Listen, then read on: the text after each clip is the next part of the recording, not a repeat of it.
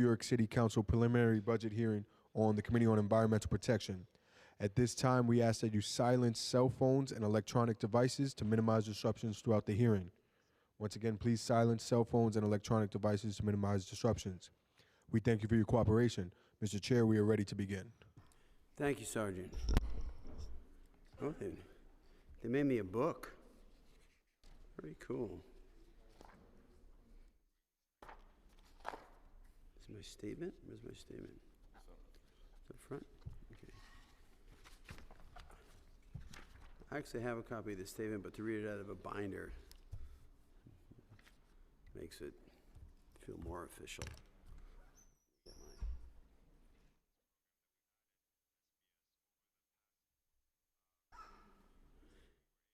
Make sure my own phone is silenced. Yep.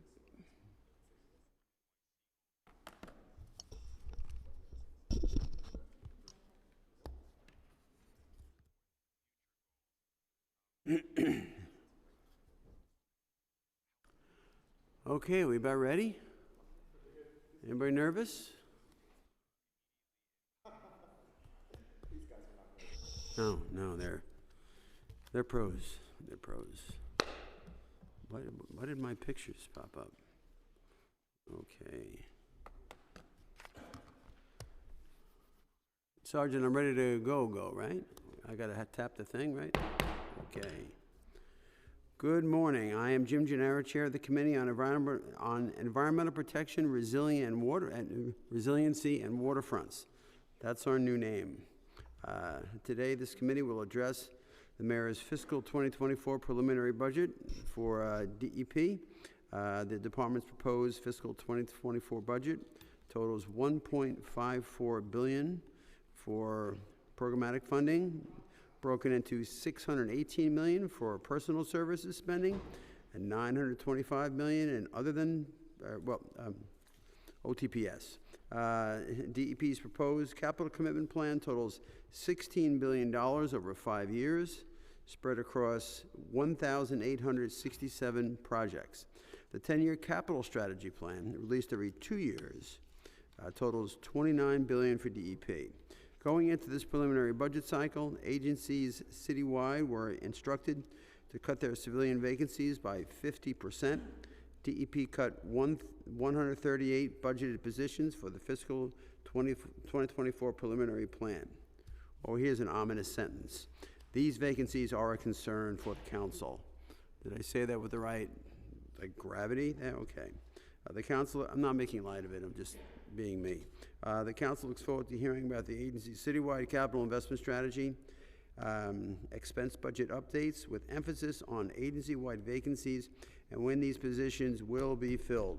The committee also anticipates getting further clarity on the details of DEP's current filtration avoidance determination, big issue with me, and DEP's plans for the release of the new water rate this spring. Technically, that's a water board thing, but yeah, they got their fingers in the pie on that.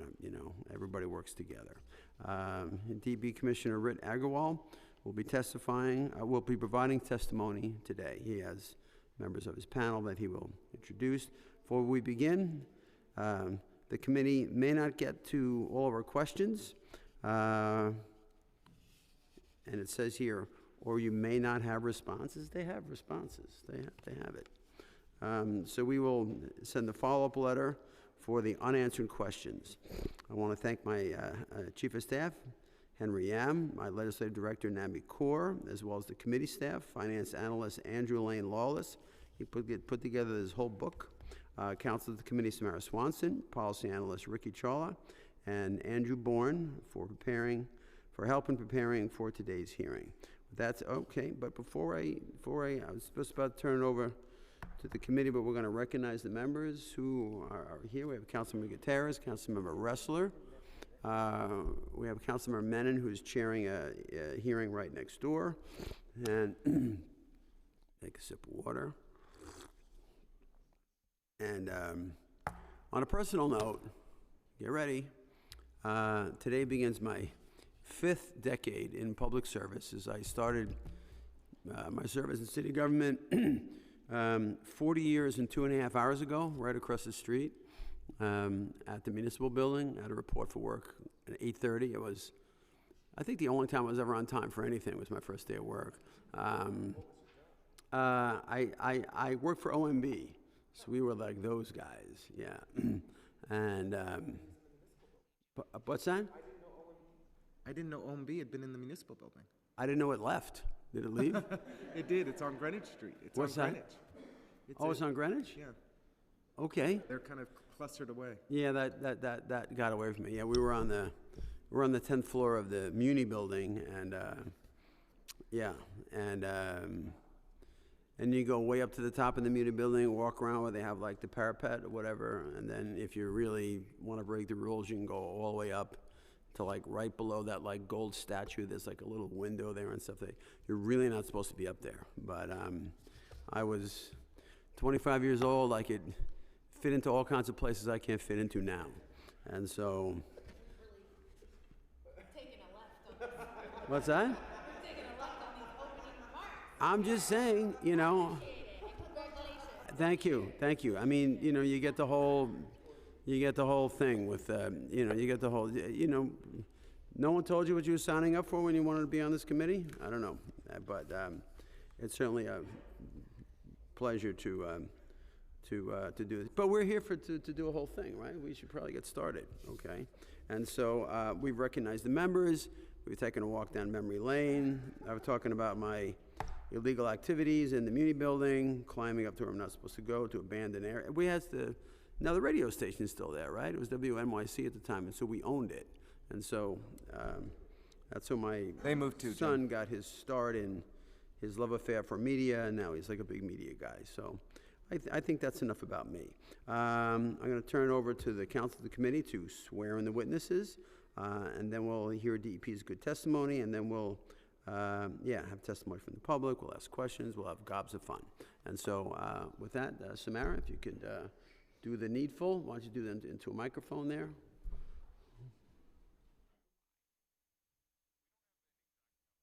Would you please raise your right hand? You swear or affirm to tell the truth, the whole truth, and answer honestly to the councilman members' questions today? Okay, hang on. I want to make sure I have the administration's testimony. Okay, good. And with that, Commissioner, if you could identify the members of the panel for the record and begin with your good testimony. All right. Thank you, Mr. Chairman. Good morning, and good morning to Council members Gutierrez and Ressler. And congratulations to this committee on its broad and important new mandate. Thank you. I am Rohit T. Agarwal. I'm the Commissioner of the Department of Environmental Protection and the city's Chief Climate Officer. I'm joined by my colleagues, DEP Chief Financial Officer Joe Murin and Deputy Chief Operating Officer Kim Cipriano, to discuss our various budgets. Most importantly, I'd like to talk about how DEP is embracing creativity and a sense of urgency to deal with the challenges that face the agency and the city. DEP, of course, continues to provide the highest quality services to our community, including serving world-renowned drinking water and keeping our harbor waters cleaner than they have been in 150 years. These services are consistently exceptional, and we are very proud of the work that DEP's 5,400 men and women do every day. But we are ambitious. We are constantly looking for ways to do more, better. I've been at DEP for about a year now, and I'm proud of the work we have accomplished in that time, including reaching the final steps to prepare for the Delaware Aqueduct shutdown, which I'll talk about more, breaking ground on new digesters at the Hunts Point Treatment Plant, completing more than 2,300 new green infrastructure assets, and starting construction on 1,000 more, as well as completing 4 new blue belts, implementing a new data-driven system for inspecting catch basins, which led to a 62% increase in catch basin inspections in FY23, completing 954 miles of leak detection citywide through a new leak detection program, which we believe has averted 57 water main breaks, and managing 4 times as many citizen idling complaints as in 2021. Another key accomplishment, and one of my top priorities personally, has been to improve DEP's contracting and procurement processes. One of our big disappointments in FY22 was that we achieved only a 69% commitment rate for the year. Through a significant whole-of-agency effort, we reached 65% committed as of last week, with nearly 4 months left in the fiscal year, compared to 18% at the same time last year. We have 81% of the DEP managed projects already committed for this year, and so that gives me great confidence that we will achieve a 100% commitment rate this year. It's important because this year we had a $2.2 billion capital budget. Next year, happily, we have a $3.3 billion capital budget. And so one of our key tasks is to get ready for the increased rate of spending and investment that this capital plan provides. The capital plan that you see includes a couple of major programs that now have fuller costing included in the budget.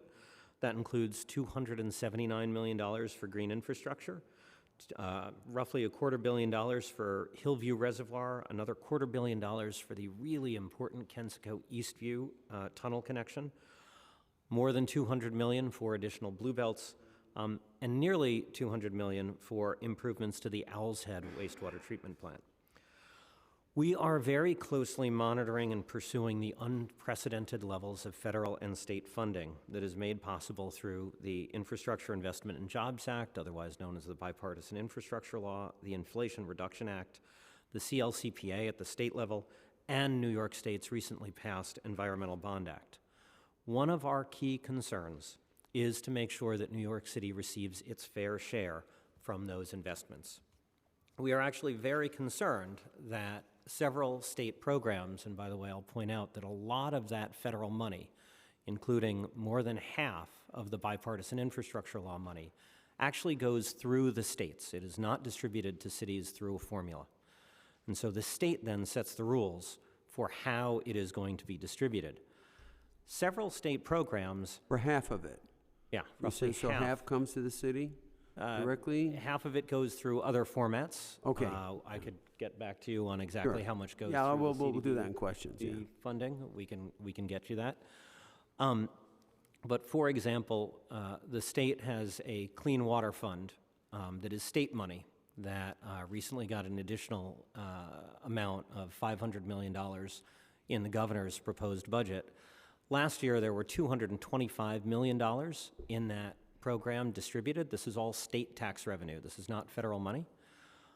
And because the law places a per municipality cap on how much each municipality can get, out of a pot of $225 million, New York City got 6. We are 48% of the state's population. We are 59% of the state's disadvantaged communities. We are 62% of the state's tax revenue, and we got 3% of that money.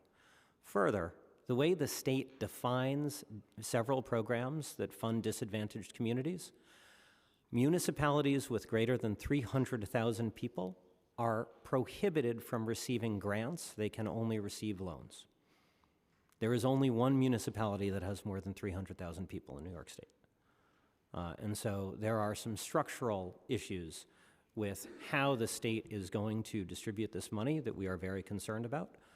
We will continue to discuss that with our state delegation, but I do want to thank you, Mr. Chairman, and the entire City Council for the work you did to adopt Resolution 258 last year, which included its support for the Environmental Bond Act, which we share, but also included the Council's concern that the state distribute funds consistent with the city's population and portion of state tax revenue.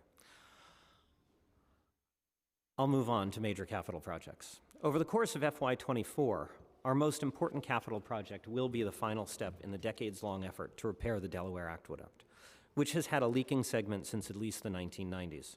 We completed construction of a bypass tunnel last year, and we expect to connect it and shut off the leaking portion later this Fred, year. hang on, I lost my place. Where are we? Middle of page 3, sir. Okay.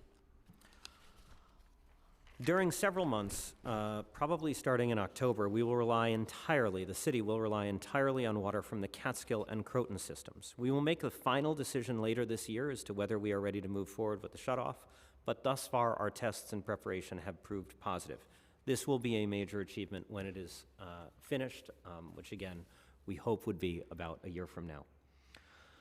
To put our budget in context, I'd like to share several of the agency's priorities. These are best summarized under 4 challenges and 2 goals: facing climate change, recovering from the pandemic, adjusting to macroeconomic changes, encouraging equity, and then the goals of protecting New Yorkers' quality of life and managing water rates. Everything DEP does will be shaped by the dual goal of combating and adapting to climate change. Climate change affects all of us, but given the nature of what we do, DEP is often at the front line. Our wastewater resource recovery facilities or treatment plants are necessarily located next to waterways, which makes them vulnerable to sea level rise. The resiliency improvements made at these facilities over the last decade ensure that they can operate during extreme weather events. Resiliency is now integrated into all of our planning, all of our capital work at the planning stage. Throughout the watershed, DEP has hardened infrastructure to better withstand more frequent major storms. Last year, DEP completed, on time and under budget, a project at the Kensico Reservoir to limit erosion of the bank that could cause turbidity, because what happens now that we have more and more extreme storms, those storms put more organic matter into our reservoirs, which is a challenge given that 90% of our water remains unfiltered thanks to the filtration avoidance determination. And so that's an example of the kind of work we've done there. And the city is also very engaged with resilience efforts, large and small. One of our biggest efforts, both through DEP and in my role as Chief Climate Officer, is set to change the city's waterfront through the work of the U.S. Army Corps' Harbor and Tributaries Study. The comment period on that massive study was supposed to finish today. It was extended as of last night through the end of the month, and so we will be sharing with the council later this month our testimony that we will be submitting to the Army Corps, but I'm happy to take questions on that, and we will certainly be engaged as a close partner going forward. We have spoken before about the effect of sudden heavy downpours known as cloudbursts that release an incredible volume of rain in a short period of time. These storms may be too intense for our traditional stormwater infrastructure to manage, so we are looking to add additional tools to complement sewers. In response to Hurricane Ida, $1.7 billion was allocated to stormwater management efforts.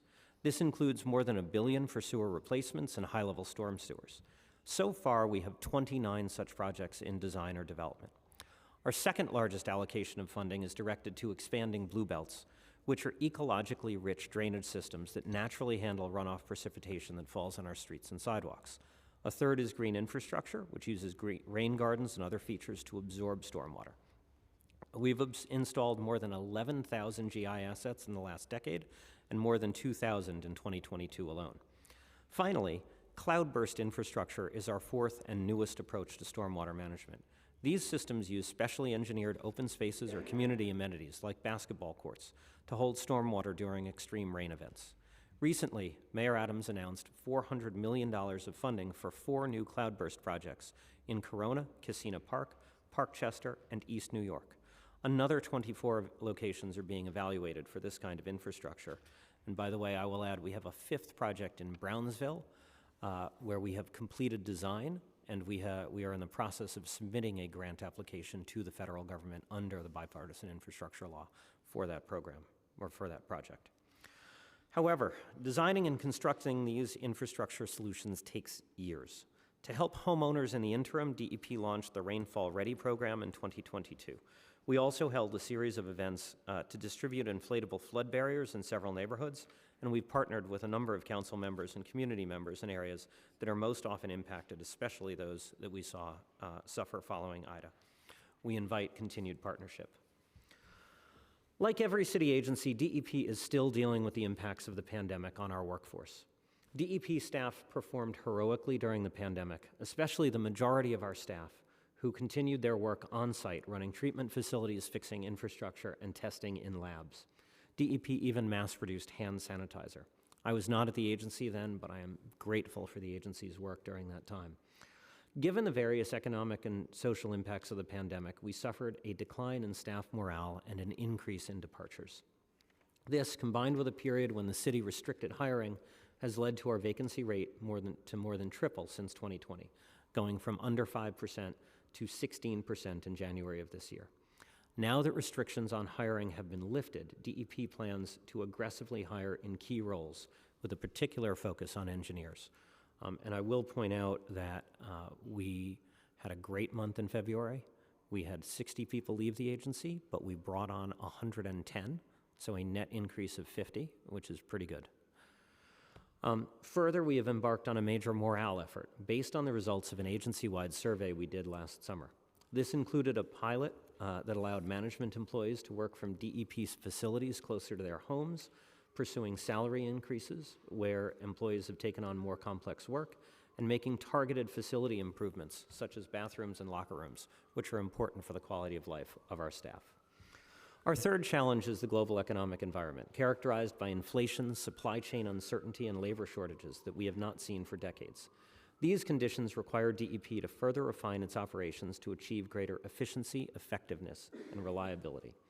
One example is our expansion of computer-based data collection and operations management, called SCADA systems. These systems can detect and respond to issues at our treatment facilities faster than manual monitoring, reducing downtime and maintenance cost. This real-time data can be used to optimize performance, reduce energy consumption, and improve the quality of the treated wastewater. SCADA systems also improve safety by automating hazardous processes. Another example is the work that DEP has contributed to the Capital Process Reform Task Force convened by Mayor Adams and Controller Lander.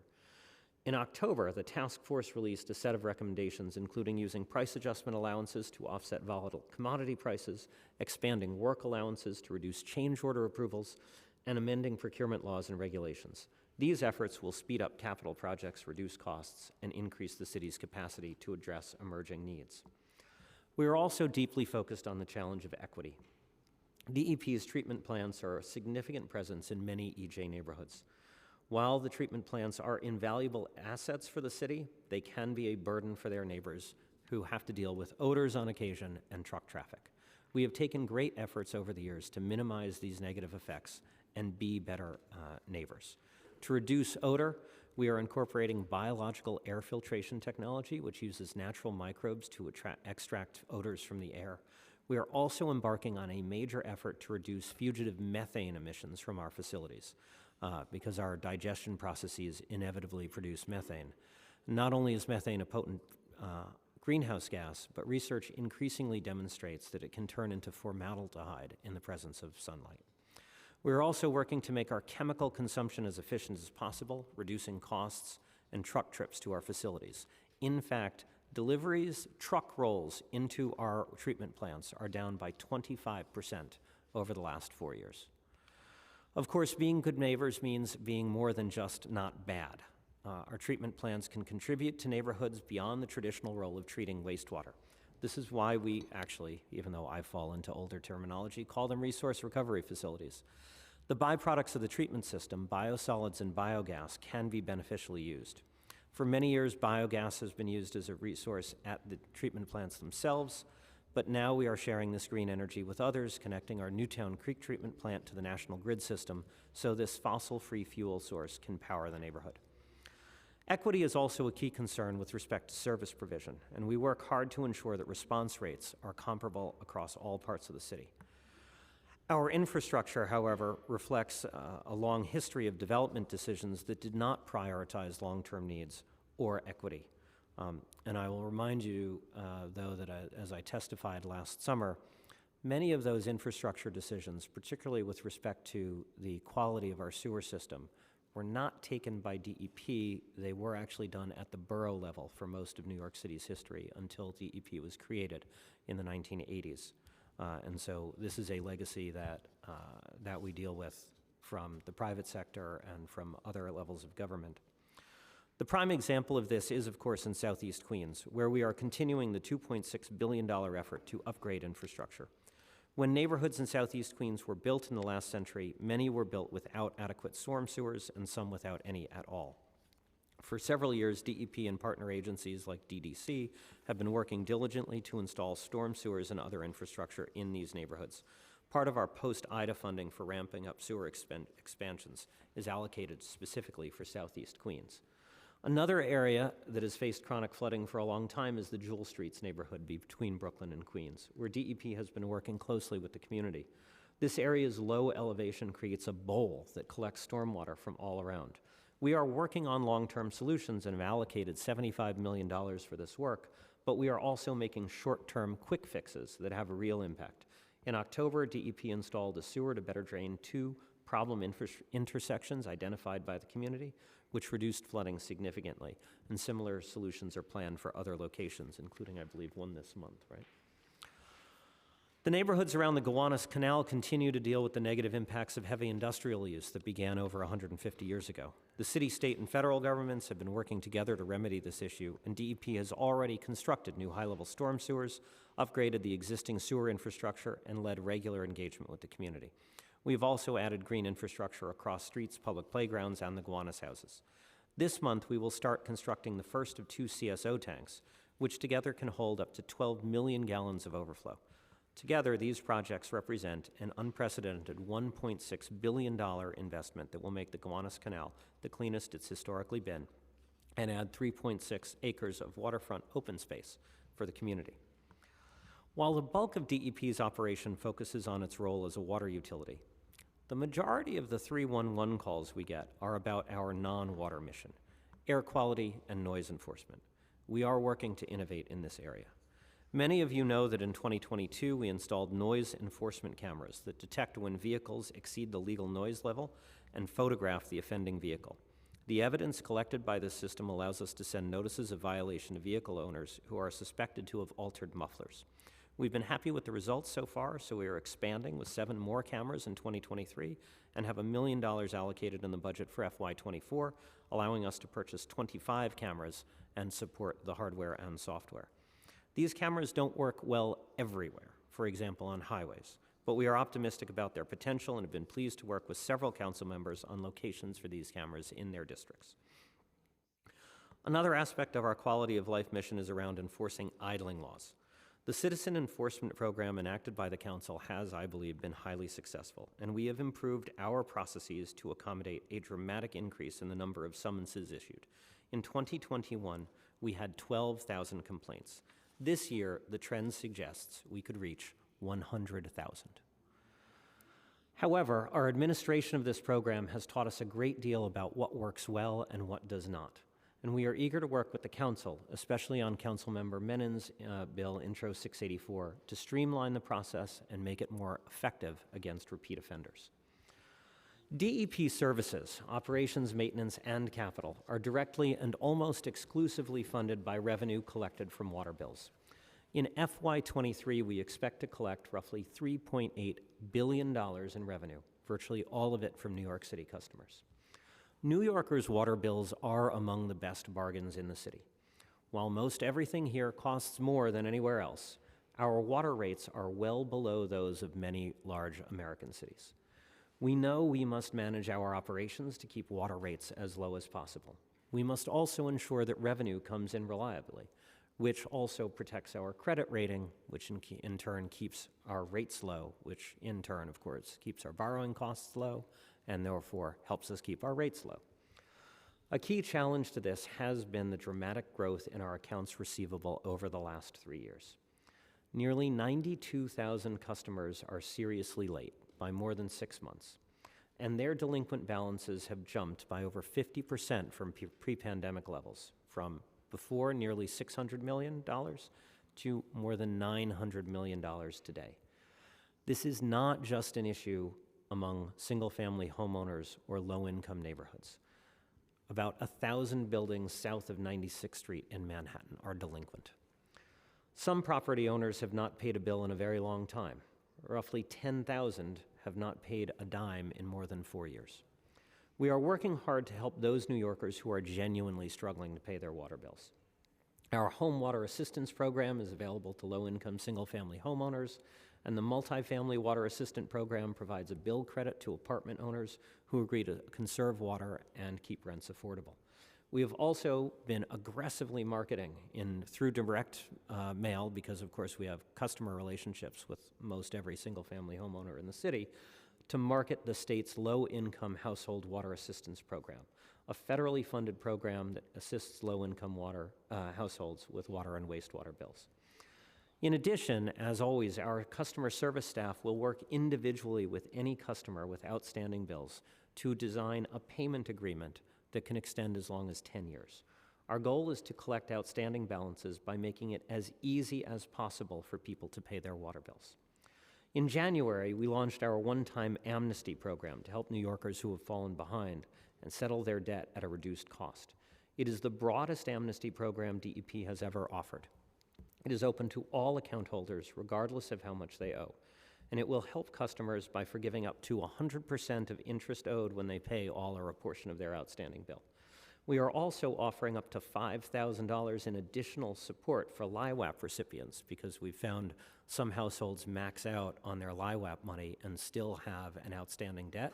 Most of them will now have their debt to us forgiven. And this program is designed to assist customers and to bring in revenue to DEP so that we can continue investing and maintaining. That being said, the amnesty program will not last forever. Once the 90-day period ends on April 30th, we will begin pursuing enforcement action against those ratepayers who still owe and who have not reached out to DEP for assistance. And I should emphasize that point. We never do enforcement against anybody who is in a payment plan. Right? By definition, if you're in a payment plan, you are not delayed in terms of enforcement action. We will be fair in enforcement, but customers must understand that there are consequences to not paying for their water. Being lenient to those who can pay but choose not to means that we will have to raise rates on those who do pay their fair share. Please encourage your constituents to take advantage of the amnesty program, which will only run another few weeks. If any constituent is having trouble with their bill, please encourage them to contact DEP to talk to our customer service team. We are here to help, and people just have to ask. Overall, I'm excited about what the future holds for this agency. Our FY24 budget supports our key efforts and initiatives, and we have great support from Mayor Adams, and we believe from you and the Council. With this continued support, we'll continue to meet these challenges, achieve our goals, and realize our vision to be a world-class water and wastewater utility while building a sustainable future for all New Yorkers. Thank you for the opportunity to speak today, and of course, we are here to answer your questions. Thank you. Thank you, Commissioner. We're going to proceed with questioning. Let me consult with staff.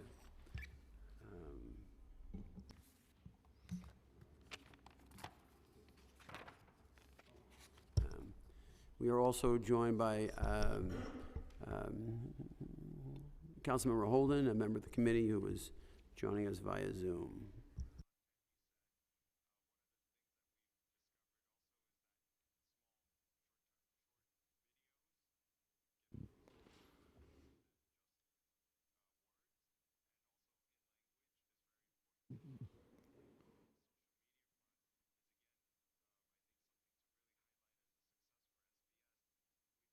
Fine. Okay. What we're going to do, no, sure. About them.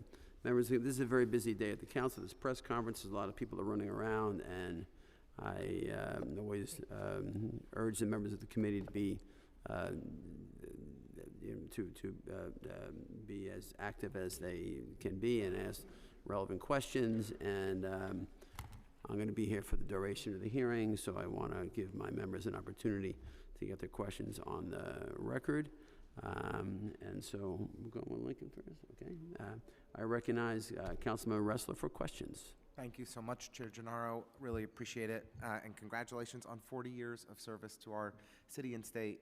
It's, I've enjoyed getting to learn more about your resume and the breadth and range of experience that you've had. And I see how much it informs the quality of the work that you do in this role. So thank you very much for your leadership. Thank you. And thank you, Commissioner and team. It's good to see you all. I have a lot of respect for DEP and the leadership at DEP and enjoy very much working with your agency. I just have a handful of questions on a bunch of different areas, and I'll try to go fast and appreciate if you go fast too so that I can stay to the clock. Mm-hmm. Happy to hear that you've got net increase in staff positions, but adding 50 roles over the last month means it would take us about 2 years to fully fill out all of the vacancies that we're facing at DEP. That's not an acceptable pace. So I just want to say we want to see much more aggressive hiring so that you all can do the essential work that you do to keep our water clean and our community safe and healthy. In particular, I want to flag in the Green Infrastructure Division, my understanding is that 25 of 65 positions are currently vacant, 40% of the positions. Are you able to confirm if that's accurate? I'm sorry, and say that again, in which? 25 of the 65 positions in the Green Infrastructure Division are currently vacant, 40% of the roles. Well, look, we can look up the precise number. I think it's really important to recognize that DEP has not actually suffered any significant decline in its performance as a result of our current vacancy rate. And one thing I will point out, we are certainly, one of my own personal goals, and we've done a goal-setting exercise with all of my deputy commissioners. One of the goals I'm holding myself to, and each deputy commissioner has a hiring goal, is about hiring because we know how important that is. Yeah. I think it's also important to recognize that we can be creative, and we have held to our MMR targets. We're performing very well despite our challenges. Our biggest concerns are actually in engineering and legal, as is true for many agencies. So while we are deeply concerned and we are aggressively going to hire, I think it's important to point out that we have not fallen down on delivering for New Yorkers. I hear you, and I think that's a testament to the quality of the leadership we have in the agency, that you've been able to achieve your MMR goals. When we looked at the recent PMMR, most agencies are failing to meet their core objectives and are way behind on their goals, largely because of understaffing. And at DEP, we want to see you not just meet your goals, but exceed them, because especially as it relates to climate and resiliency, the work that you're doing is addressing the most pressing threat that we are facing as a city. So we need to do more. We need to staff up so that the capable team that we have at DEP can do even more.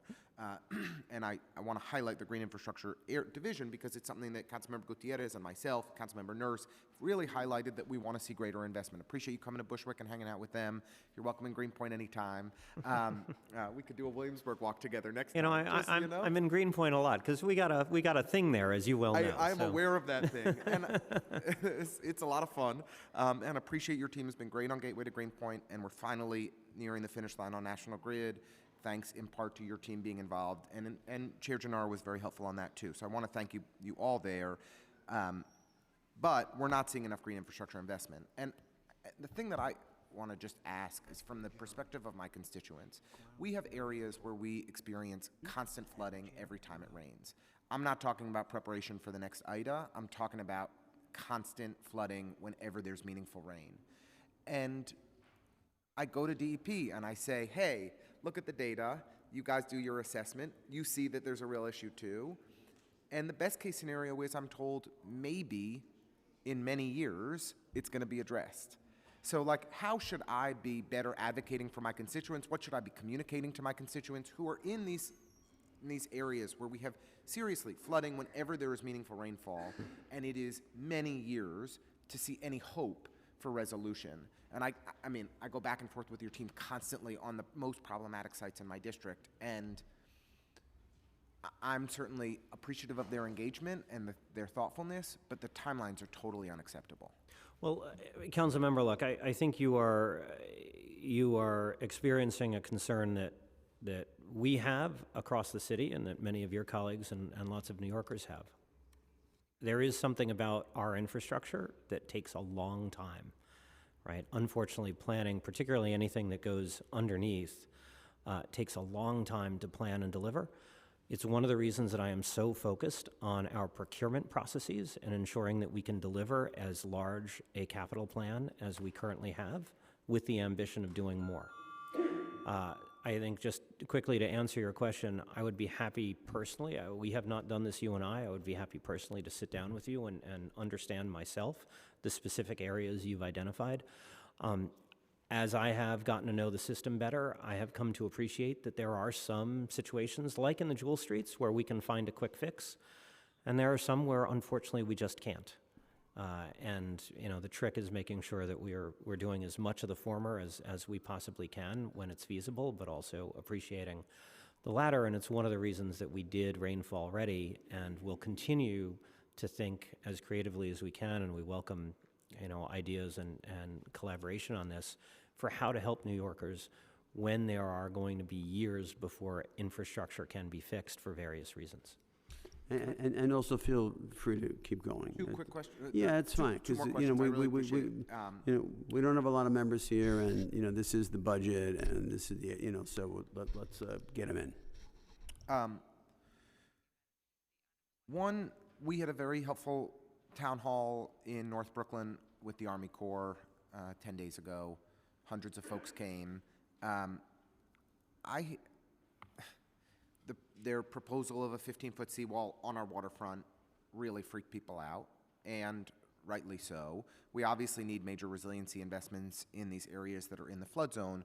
I've been disappointed to hear that I have been disappointed to really hear no leadership from the city in how to navigate this study, what your all's response is.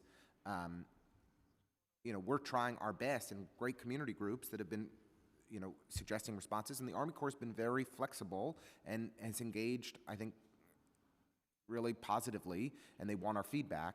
But I'm eager for, you to help us with guidance, and for the team at City Hall to help us with guidance on how to navigate this more responsibly.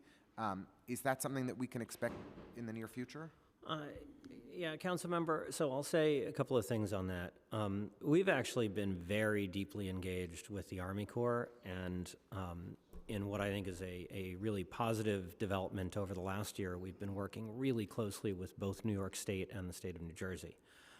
One of our challenges as the city is that we are not an official local partner. Right. When the Army Corps does resilience projects in Miami or in several other parts of the country, the municipality is the official partner. We are kind of a little brother at the table, right, where when there are official meetings, sometimes we're invited on sufferance, and only sometimes are we, and sometimes we are not. Indeed, because we have very good relationships with both state DEC and New Jersey DEP, and I think genuinely the Army Corps appreciates how important New York City is, we've developed a very good working relationship. We will, as I said a moment ago, be releasing probably before the new deadline, since we were ready to send it out today, but we're going to take another couple of days, I think. Fair enough. The city's official comments on the HAT study.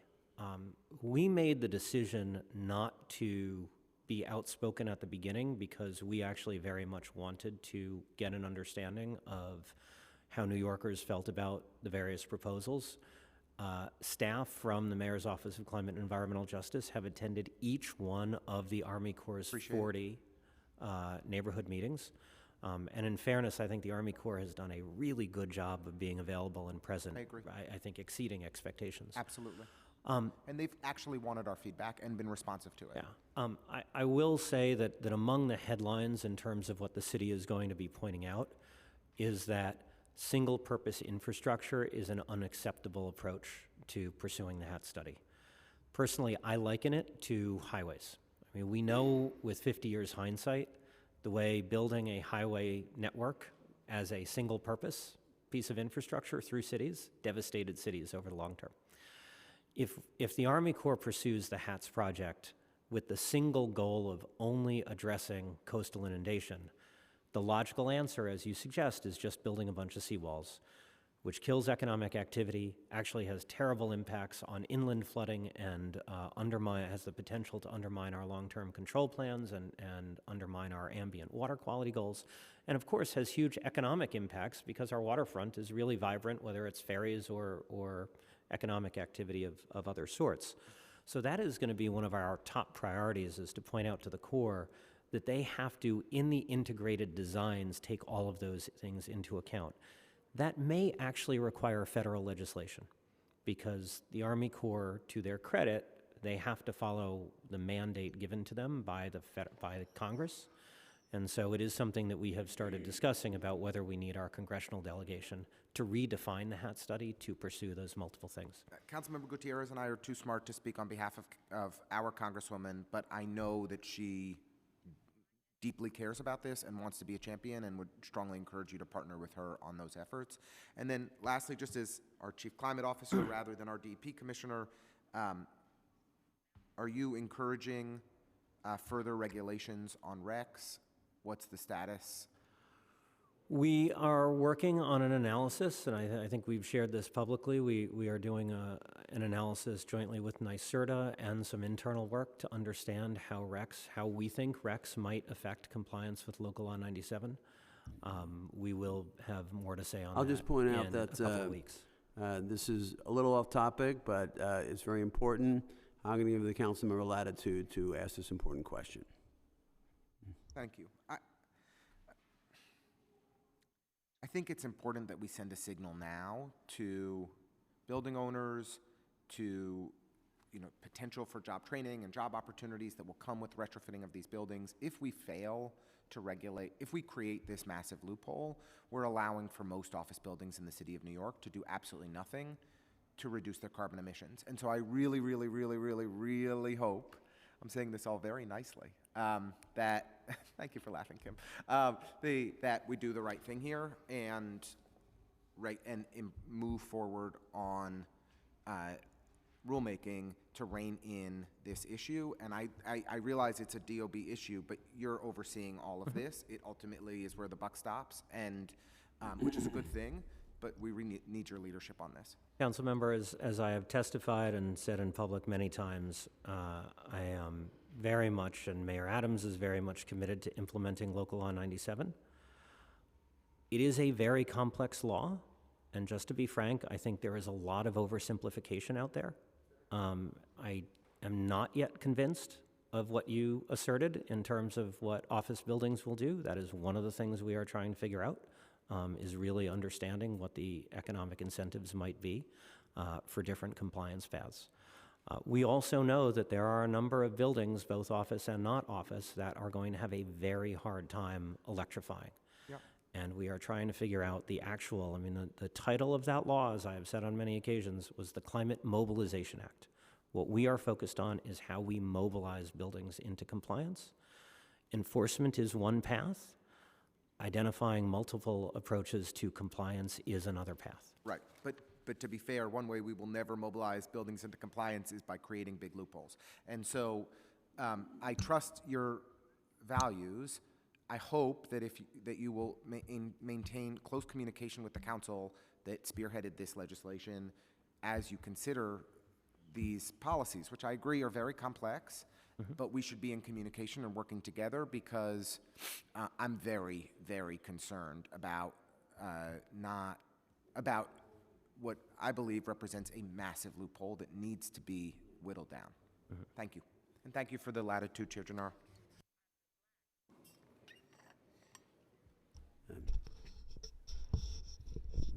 Thank you, Councilman Ressler. And I recognize Councilmember Gutierrez for questions. Thank you so much, Chair. And thank you, Commissioner, for your robust testimony. I think there's a ton of really vital and crucial information. So with that being said, I don't have a ton of questions, because I think, like Councilmember Ressler mentioned, I did have the privilege of having you in our district for a little bit, and I appreciate you as well as your team, who's done an incredible work at following up. They've participated in all our town halls, so thank you and your team for that. I know that you are all in high demand. My question is regarding a portion of your testimony where you highlighted funding for Cloudburst project. I know we touched on that briefly while we toured Knickerbocker, and again, I appreciate kind of all the resources and attention we're putting on this corridor in both mine and Councilmember Nurse's district. I'm curious where you kind of see this project expanding for a corridor like Knickerbocker, which is mainly commercial and also residential. And I know that you are also looking at 24 other locations. If you can give us any sense of if Knickerbocker is being considered on top of kind of all, and if that Cloudburst project is something that would even be helpful for what we're experiencing in Knickerbocker. And if not, if Bushwick is on a short list for being included in one of the 24 locations. I am excited about obviously having East New York in there as well. I think it's vital, but just curious on those two pieces. I'll ask Kim to chime in. I have to confess, I don't know off the top of my head whether Bushwick is one of the 20-some-odd places we're continuing to do design work on for Cloudburst, but I'll make the broader point. You know, I think as you know, and as we discussed when I visited with you, one of the things about our current green infrastructure program is it was focused on reducing combined sewer overflows, right? Which means that our green infrastructure to date has only been located in places where there is both a combined sewer system, which there is in virtually all of your district, but also where the modeling that we agreed with the state, which regulates that program, where the modeling demonstrated that introducing green infrastructure would have a significant impact on CSOs. We are now in the process, and in fact working with the state, to reorient our green infrastructure program to be a citywide effort so that we can put it in neighborhoods such as yours for its overall stormwater management benefits, not only where we see a modeled impact on combined sewer overflow. So that is one thing I will say, we're turning that ship. Of course, you're not going to see it in the ground for a little while because there is some real design work that has to go on. I will also point out, you know, Knickerbocker, unfortunately, some of the flooding that your constituents, as we discussed, it's such a big system. There are just some things that we're trying to figure out that we don't understand, stuff that goes on. And it's one of the reasons I mentioned SCADA. So you admit that Knickerbocker is an anomaly? I'm sorry? So you admit that Knickerbocker is some bit of an anomaly with this issue? Yeah, I mean, as our folks, Jerry Fergias was out there with us, and you know, we've placed a monitor in the trunk there. Part, right. And we are trying to figure that out. It's one of the reasons I mentioned SCADA systems, which we do at the treatment plants, but across the agency, I think one of the things we have to do, both for operational efficiency and to address climate change, is really expand our ability to use sensors to understand how our massive asset is operating. Do you have an answer on Bushwick? No. Okay. We will get back to you. I would appreciate it, and if there's a space to advocate, I would love to see Bushwick or Williamsburg a part of that. And council member, let me just add that the only reason that we have excluded neighborhoods from cloudburst planning is where the subsurface material does not absorb water very well. So there is something about green infrastructure and cloudburst designs where if you've got really dense like bedrock right under the surface, there's nowhere for the water to go. So that's the only reason. So it would only be geology that drives that. I understand that. I appreciate that. The only other thing that I wanted to add was just in relation to what Council Member Ressler added, kind of what is the level of advocacy and partnership that we need to do as members to state or our federal partners to kind of have the conversation about some of these like broader capital projects. Like Ridgewood just finished a big project, in partnership with DEP and DDC, a whole sewer replacement project, which was really great. Residents hated it, and now they loved it because I think things are working. So I'm just curious, what are some of the things that we need to do to help kind of expedite that? Because I think in areas, and again, you're still investigating parts of Knickerbocker, and I want to include my whole district, but what are some of the things that we need to do just advocacy-wise to elevate, to help fund these projects, to help expedite? Because it really is, it's a hard conversation after every time it rains, and you know this, whether it's a cloudburst, whatever it is, it's like these areas continue to be a problem, and I wouldn't even classify them as a flood, because it's just like it's the way people are starting to become conditioned to it, and that is a terrible, terrible way to advocate for New Yorkers. So what can you suggest to us? How can we move this? How can we elevate the conversation? Well, look, as I suggested to Council Member Ressler, first of all, I'll say I'm very happy if you feel like you're not getting any of the attention that you need or whatever. I'm personally very happy to sit down and go through them with you. It's one of the reasons I walked with you and Council Member Nurse. I think at the big picture, helping us with the federal and state money is always a high leverage way to help us. You know, as you well know, member items in the budget aren't going to usually do the kind of infrastructure that we do, but helping us get our fair share, particularly of those state-administered grants, can go a very long way. So that would be one. And then I will say that one thing that we are working on at DEP, I cited the data-driven approach to catch basin cleaning. Part of what we did with Rainfall Ready was, as I think you know, release a flooding map. And in the many walks, and you know, the one I did with you and Councilmember Nurse, I've done a number of walking tours over the last year with council members. I've been very pleased that our modeling of down to the BBL level of places that are likely to flood has proven fairly accurate, right? No model is perfect, but it's proven quite predictive. We are now in the process of ensuring that that kind of data is driving our sewer investments. And so I hope you will see over the coming years, just naturally without advocacy, a greater targeting to those problem areas, but we are always eager to have that direct input. Thank you, Commissioner. Thank you to the team once again. Thank you, Chair. And let us know how we can help on state and federal advocacy. We want to be your partners, so don't hesitate. And I'm going to follow up with you on the climate memorial. Thank you on that. Thank you, Councilman Gutierrez. Thank you, Councilman Ressler. Sure, you bet. You bet. Sure. Okay, we're going to adhere to the council rules. We have Councilmember Holden, who is on Zoom, but in the arcane rules of the council, he can't ask his questions directly because there's not a quorum of members here.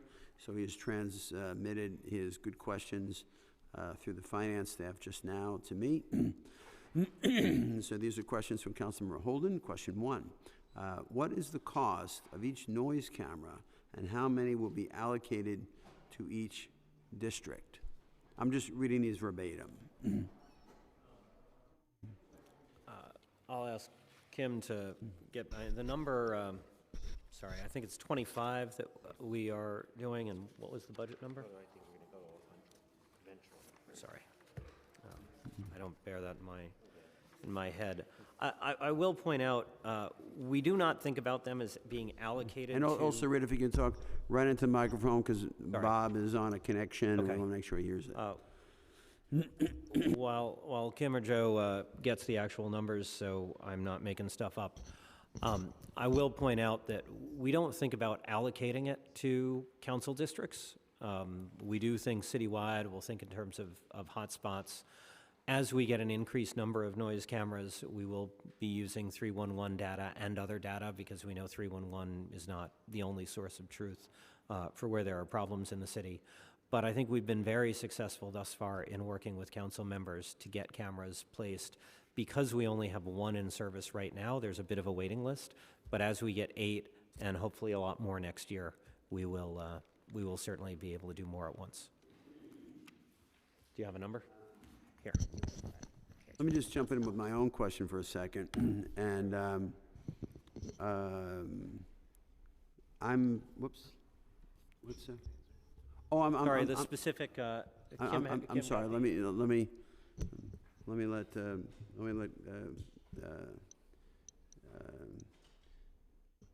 Kimberly complete her answer. Thank you, Councilmember. Yes, so a camera costs approximately $25,000. We have one in service. Pardon, how much? $25,000. 45,000. 25. Oh, 25,000. Which leads into my question, which is not the council member's question, is many council members, choose to fund police cameras in their district. I think it's part of the Argus cameras, I think they're called, or whatever. And I do that a lot, and I'm just wondering if this might be the kind of thing that if council members were amenable to funding them. I mean, I think what I do with police cameras is that, I give X amount of dollars, and I leave it to the police department to determine where the cameras will do the best good based on the police data that they have and I don't. And I think something along those lines, if it's something that is amenable to DEP, if we just want to fund it, you know, with capital funds. If you could comment on that. We would be very happy to work with you on using member funds for noise cameras. Great, okay, so that is good.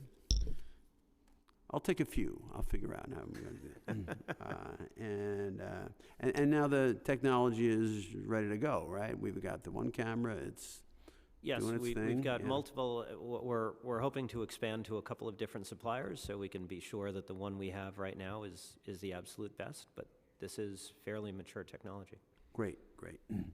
Okay. Second question from Councilmember Holden. Who is in charge of managing the rain gardens and bioswales, and how many workers are involved in that endeavor? All right, I'll ask Kim to make sure we have the actual number of workers, but our, the management and maintenance of all green infrastructure on the street, not the blue belts, is handled by our Bureau of Environmental Planning and Analysis. That is an integrated planning and maintenance and operation effort. And you know what, I think I'm going to ask is, because he just phoned in another follow-up, or just sent in another follow-up. Okay, so the question, so who's in charge? How many are working, how many of the rain gardens and bioswales? How many workers are involved in that? And it's kind of all one question here. Is there a public website that residents can access to see when their bioswales or rain gardens are scheduled for maintenance, which begs the question of, you know, is there indeed a schedule for the maintenance of this infrastructure? So is there a public website that residents can access when the bioswales, when their bioswales or rain gardens are scheduled for maintenance? So if you can talk about that, and also just what the whole situation is regarding maintenance and upkeep of this infrastructure. Mm-hmm. Sure. Well, I'll ask Kim to chime in further, but the maintenance is done by this team that is actually seasonal. So we don't do green infrastructure maintenance year-round. We do it during the warmer months of the year, so 6 to 8 months out of the year. And then we staff up pretty significantly. So right now we have 85 people, but we have total lines for full capacity at 223. That sounds like a terrible vacancy rate, but again, because it's seasonal, and given that we're at the beginning of March, that is what you would be expecting. We'll be ramping up. And last year, we were actually able to ramp up quite successfully, because this is work where we can Right, bring in a lot of people. And the councilman's question went to, you know, is there a... There is no, right now, there is no published schedule for maintenance. It is something that we could look into. I mean, I'll just add that as a council member, if I was getting complaints about, you know, bioswales or other kinds of infrastructure that, and you know, rain gardens that would not being maintained, I would call DEP, I would send up a flare, and I would indicate that there's work to be done. And so maybe that's the paradigm right now, you know, other than what you do, you know, on a regular basis. Absolutely, and thank you for that question. So we do have a map that indicates all of our constructed rain gardens throughout the city, and both what is currently constructed and also what we are planning to construct, so that the public has a good sense of where they are, where they're coming. That's on the construction side. In the peak season, we often are doing maintenance 1 to 2 times per week, depending on the rain garden in particular. So the main activities that our green infrastructure maintenance workers are doing during the spring, summer, and fall are litter removal, plantings, prunings, etc. And so depending on the location of the asset, we have a greater schedule of cleanup for areas that are closer to commercial districts where we tend to see more litter. In more residential neighborhoods where you don't see that as often, we have a slightly different schedule where we're going out slightly less frequently, but doing more planting work or pruning work to make sure the vegetation is working as well as it can. So if there are particularly problematic rain gardens where any council member or a member of the public is identifying that they are becoming litter strewn or they need maintenance, they should definitely flag them for DEP, and we can make sure that we're evaluating the schedule that those are on. Okay, thank you. Appreciate that. And now now it's me. Okay. Just go, I've got some prepared questions, but as I normally do, I kind of like walk through your statement and some questions just kind of jump out. On page 1 of your testimony, about being prepared for the shutdown of the Delaware aqueduct. Now, so a bypass is being built in order to do the shutdown. And is it going to be the case that once we build the bypass is going to be the permanent conduit, or are we going back to, so we're not going back to the old one? So we're going to build a, built for the ages It is already kind of constructed, bypass. actually. Pardon? Yeah, construction on the bypass tunnel was completed a year ago. Right. The work we've been doing thus far is to make sure that all of our other systems are ready to supply the city for up to 6 months with only water from the Catskill and Croton systems. So the Delaware system is 50% of our water consumption. Right. So that requires a lot of work to make sure that through Croton and Catskill, we can provide full service to New Yorkers. Right now, as I said, we are looking good. We'll make a final no-go decision in June. But just the, cutover operation, even though it's already built, and, but of course, it's not as easy as diverting the water to this other conduit from the one it's in now. And so that's going to be a 6-month period of time? That's several months. We are preparing for it to be. Obviously, you plan for the worst and work for the best. So we're planning for a longer shutdown than we expect. But that is, it will be multiple months that we will be relying only on Croton and Catskill water.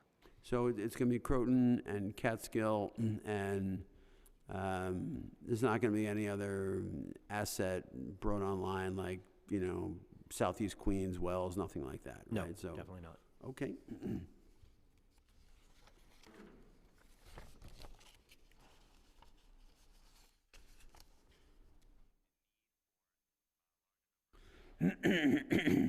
On page 2 of your testimony, a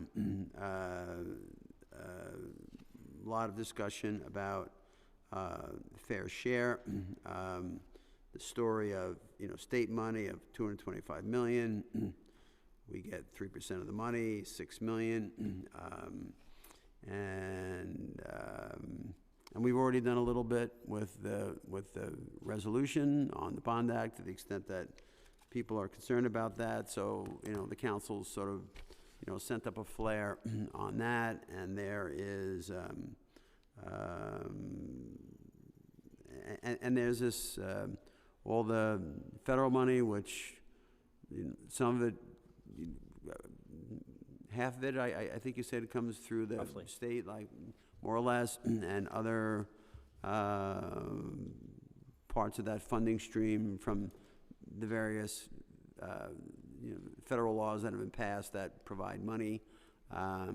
So certainly we have concerns on the state side that they may not be as fair. And can we talk about, separate from the state, the money that comes, that will come through the city from other entities other than being funneled through the state? Like what are those kinds of entities, and how does that happen? So there are two broad buckets of non-state administered money coming from the federal government. One is formula money, which comes... One is what, sorry? Formula money. Okay. Which is done through the Community Development Block Grant formula. So some portion of the BIL money, and Joe, you can elaborate on this, is allocated across all of the municipalities in the country on a formula. The city has to come up with compliant projects. So there is a level of oversight. It's not just a check that we can spend however we wish. But that is something that we have been aggressively using. A lot of that is targeted to resilience. And the preponderance of that money has been best suited actually for NYCHA, and there's been an underappreciated, I would argue, investment in resilience in NYCHA in part funded through that, but DEP has seen some of that money for flooding resilience. There are also a handful of projects or programs that are directly administered by the federal government, like the BRIC. What does BRIC stand for? Building Resilient Infrastructure and Communities program. And that's the program, for example, to which we are applying for the Brownsville Cloudburst project. I don't, off the top of my head, have the relative proportions of administered by the state directly directly formula or federal competitive. Do you have a sense of that, Joe? You know, but not off the top of my head, but I would say, yeah, that we have both the formula-driven grants as well as those that are competitive grants, which are not, you know, as the commissioner said, but we're also looking across the spectrum of, you know, Department of Energy, Department of Homeland Security. You know, there's a whole suite of other competitive grants out there that we're pursuing, you know, from the federal program, as well as continuing to use the ones the commissioner mentioned, the CDBG, and FEMA is also, you know, having some, you know, grant opportunities, as well as the continued use of the State Revolving Fund, which is administered through EPA and is, you know, facilitated through the Environmental Facilities Corporation from New York State. Thank you. So just so I understand all these, this whole mechanism of how the funding has been allocated that has been in existence for a long time, but the passage of, you know, the recent federal legislation that provided this funding are going through these established networks. So now their coffers are more flush with money. And so, but we're using the same mechanism to get it to the, and with regard to, you know, that which is going to be funneled through the state, I mean, my you know, understanding of the way all this works is not anywhere near you know, the grasp that you have of it. But there's, you know, direct funding, there are loans, there are whatever, and it would be within the, you know, domain of the state to make some of those calls as to who gets direct funding, who gets loans, and whatever. And I don't, I mean, feel free to voice concerns that you may have that are that are, you know, that have been, you know, that you have some direct insight into. There's chit chat about how it may work, but any, you know, insight that you have about, you know, concerns that may develop between us and the state and City Fair Share, this would be the forum to let us know. Well, as I said, and thanks for your attention to this. I'll give you one example.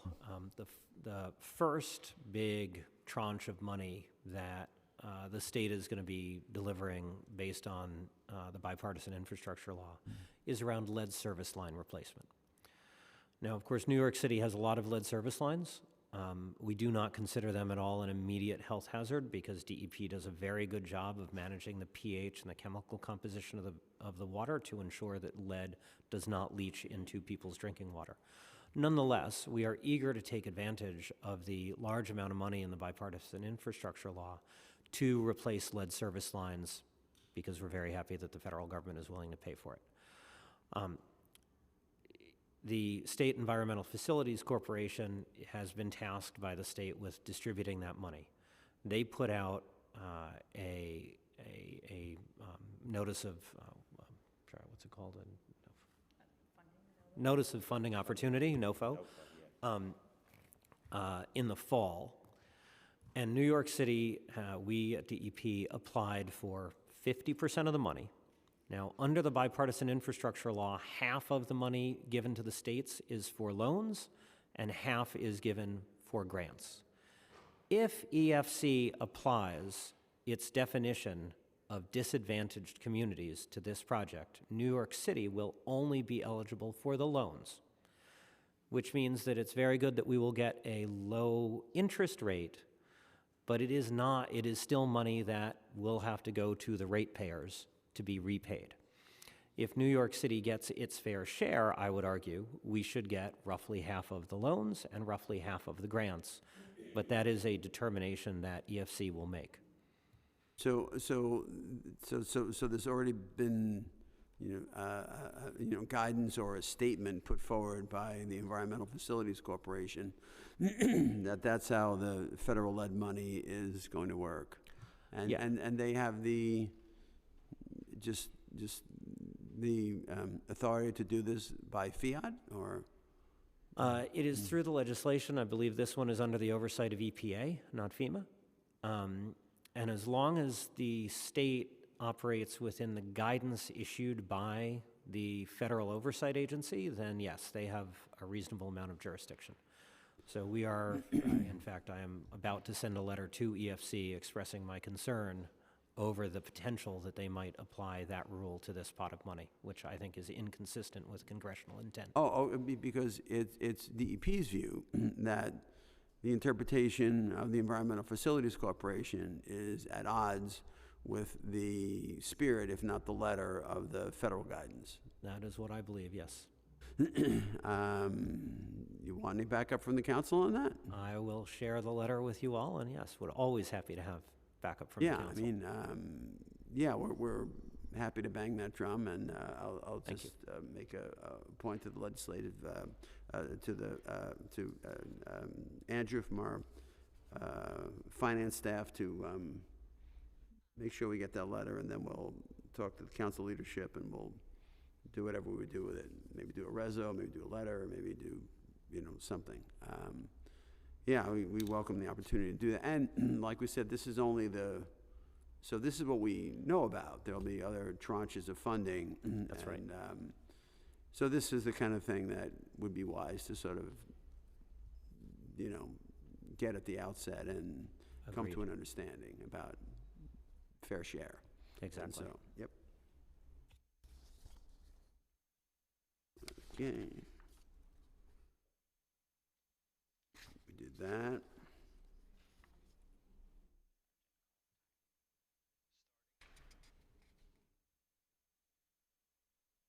Right, we talked about the HAT study, and so DEP is going to hold off for now in submitting its testimony or its comments on the HAT study, right? Yes, and actually it'll be the climate office that is on point right now for Right. relations with the Army Corps. But yes, we'll get that. And we'll share that with you. In fact, I'm happy to share a draft. I mean, so when is the deadline for that to get in now? Last night they extended it to the end of this month, so I believe it's close of business on March 31st. Okay, now, I don't think you want to give that to us before you give it to the feds, right? They, we shouldn't have that before they get it, but if we, get it in, let's just say you didn't wait for the deadline and you submitted it like a week early or something, and then we got it, the council that is, then we go to school on it. Nothing really prohibiting us from submitting official comments, all right? We're Definitely not. we do whatever we want. So we would like to go to school off what you're going to put out. So if we could get that. I appreciate the support. I think it would be a wonderful first step for the newly enlarged mandate of this committee to weigh in on this really important project. That would be great. We look forward to doing that. But we would need a little time to kind of. Happy to Yeah. sit with you or Samara or any of you to help shape that and share our thinking on it. Yes. Why don't we? And like Mr. right Chairman, around I the will time say you- we had been working closely with the previous Waterfront and Resilience Committee along these lines, and I think the change has merely interrupted that. So we're happy to pick that up, but we had Yeah, we sure. had been That'd be great. So,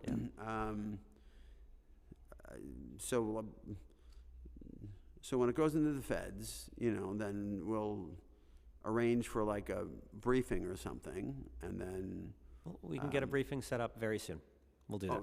Okay, sure. If you could make the proper communication with the council to the committee, and, and then Samara will loop in Andrew, and then we'll go to the council leadership, and we'll try to do something about that. And we did that. One of the benefit of having my colleagues ask a question first is that they take the burden off me, They ask a lot of good things.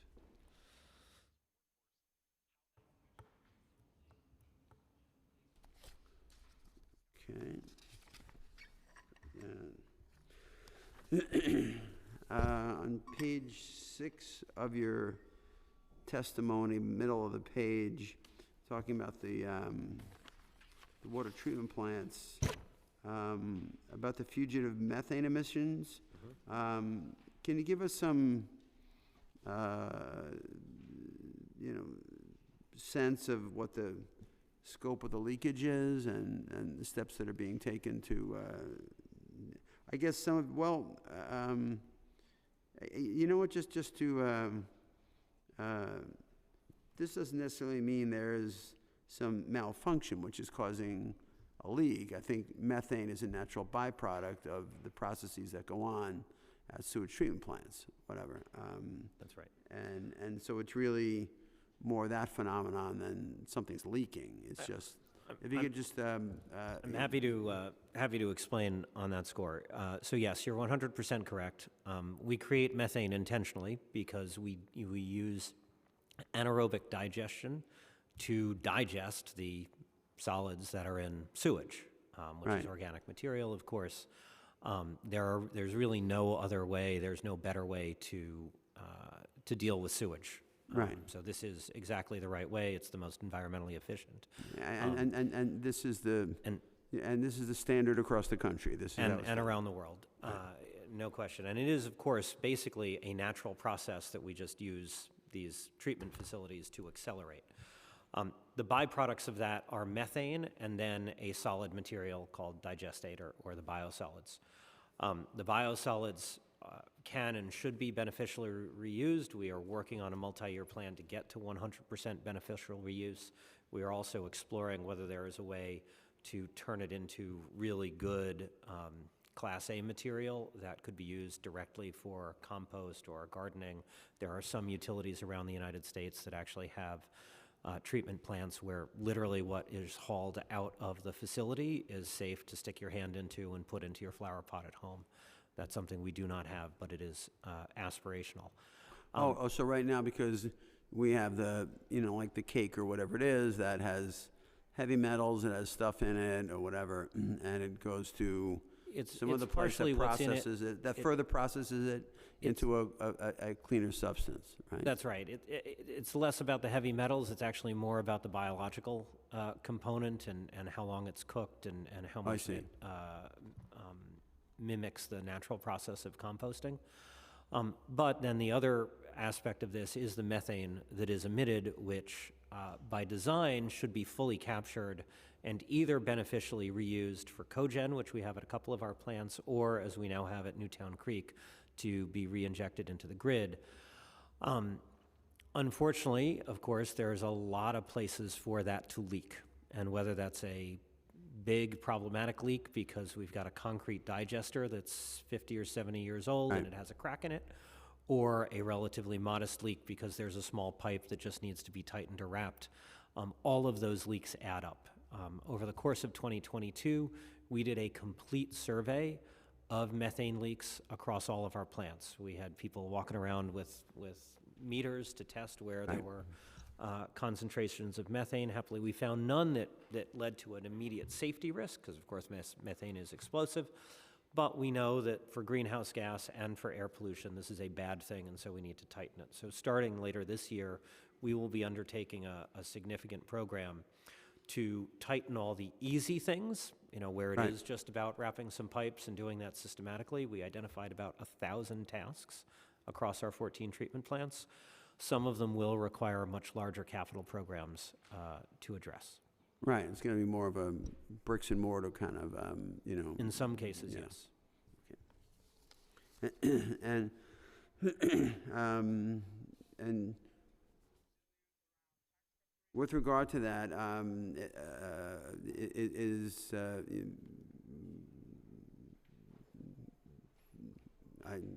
I guess DEP has like air permits for this kind of thing or whatever, or from DEC, or is this you are just doing it because it's what needs to be done? I mean, We're doing it because it's the right thing to do. It's also part of our local I-97 effort because our methane emissions are counted towards city operations. right. Carbon footprint. And so one of the ways that we need to reach the city operations target set in local I-97 is around DEP's methane emissions. Great. Okay, thank you.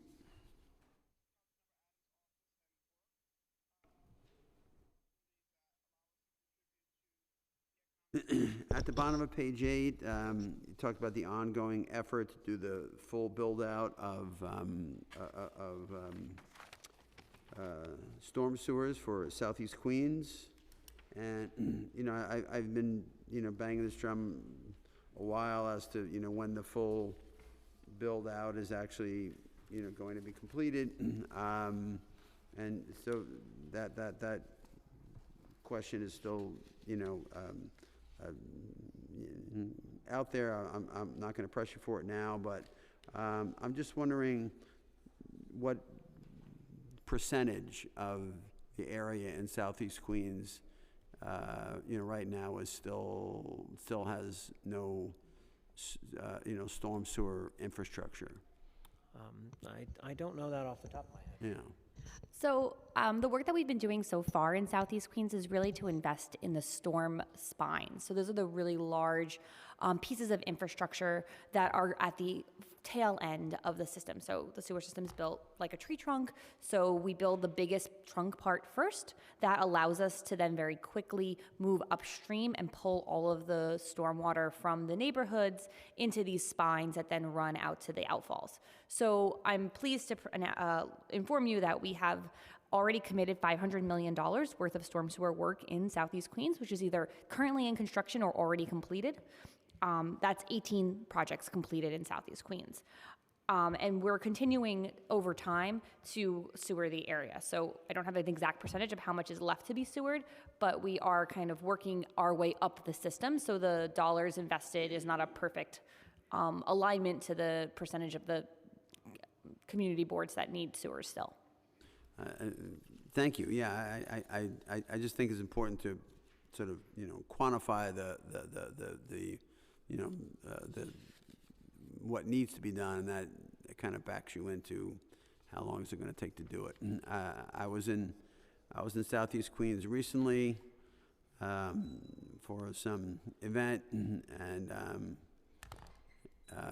there was, you know, people knew I was a, you know, chair of this committee, and they're like, our streets are being overrun with construction. They're building storm sewers, and it's like a big pain in the neck because it makes noise and whatever. And I'm like, you're welcome, you know. And so,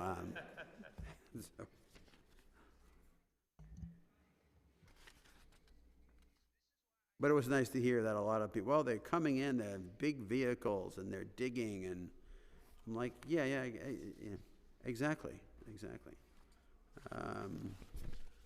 We did the camera thing with the noise. Yeah, we're, you know, regarding the Julie Menon bill on idling, yeah, we're very interested in moving that. We're in good shape there.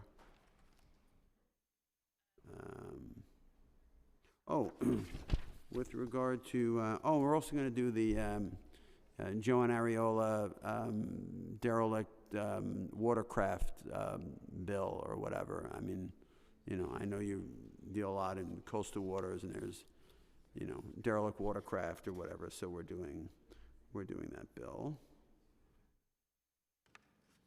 Sounds like I'm testifying now. Okay, water rates. So 'tis the season, right? Spring, and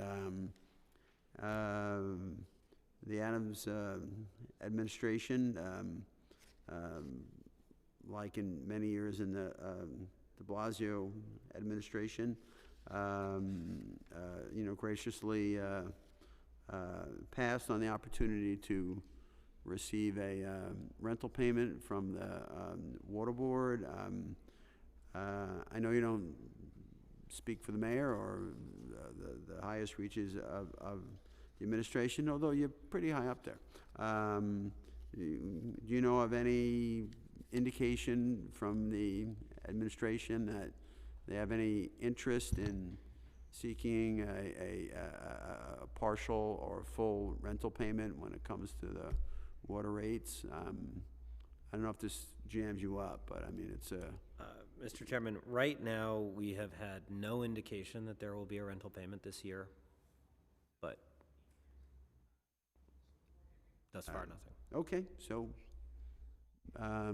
right now, I'm gonna take no good, no news is good news, and now, if they're gonna put that into the Rubik's Cube that spits out the water rate, they would have to make their, I mean, what's the timeline on this? Like when do the water rates get published? We expect to make a proposal to the Water Board in April for their consideration and hopefully adoption in May or early June. Okay.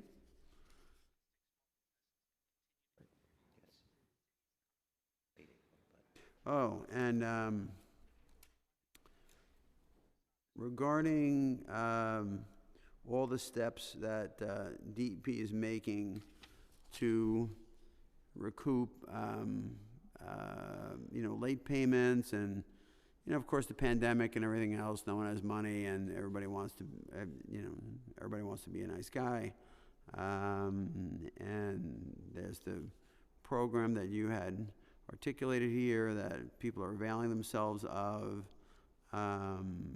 but the days of wine and roses are coming to an end, right? And so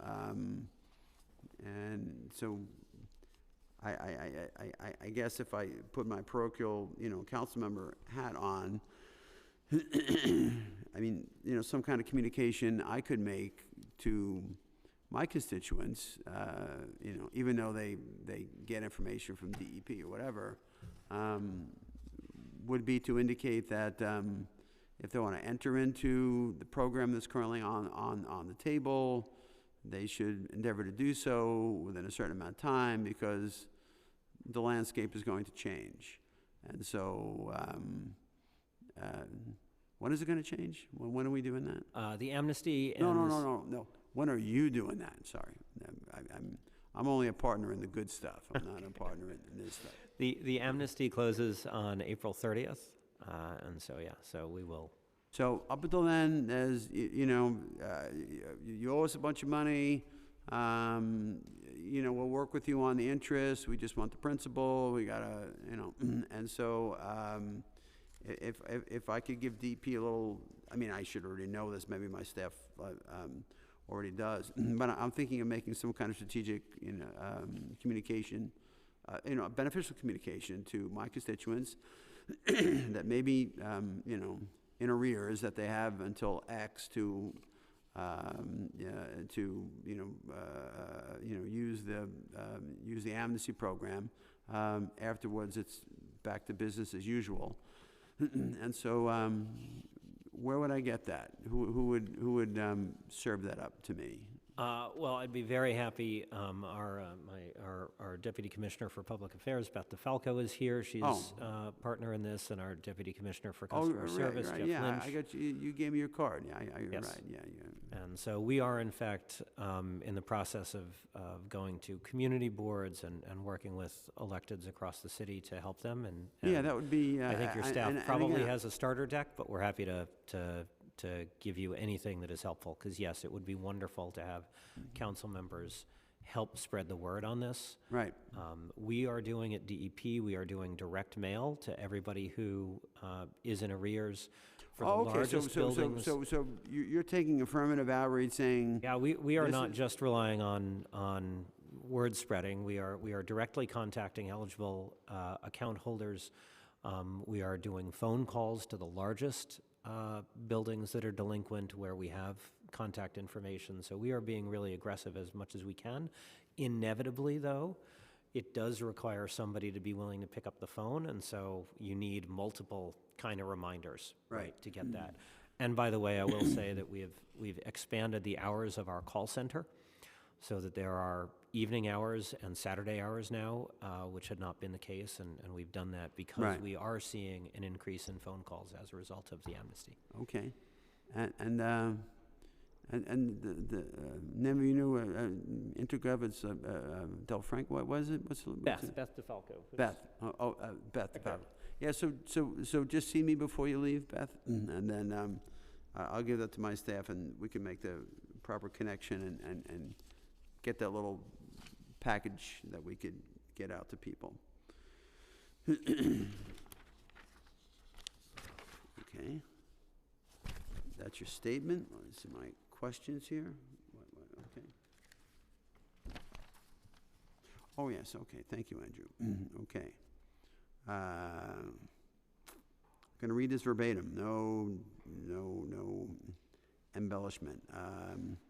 A new filtration avoidance determination started in 2017 and just finished the first 5 years last year. The FAD is extremely important in order to keep our unfiltered water system working, and land acquisition is an important part of the FAD process.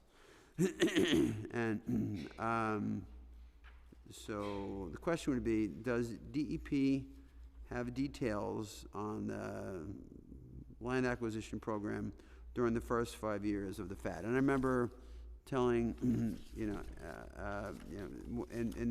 the preparation for this hearing, I said, look, I want to do this whole thing on land acquisition. I want to make, because,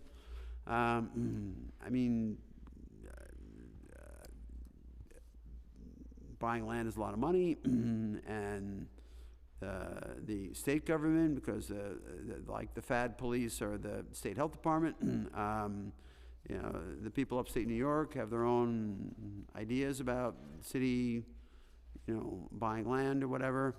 And I just want to make sure that we're hitting our targets regarding land acquisition, both in the I guess the first half of the FAD, which ended last year, and what the targets are for the new I guess 5 years, right? And is there money budgeted for the Land Act targets that are put in the new FAD? So, how do we do in the last 5 years about hitting the Land Act targets, and how are we looking for the next 5 years, and is there indeed money in the budget to do that? That's what you want, right? Okay, that's it. So we do, certainly we have information, and if there's more information that we don't have on hand here, we can give it to you, but I'll say during the first 5 years, we signed contracts to purchase 13,500 acres of land.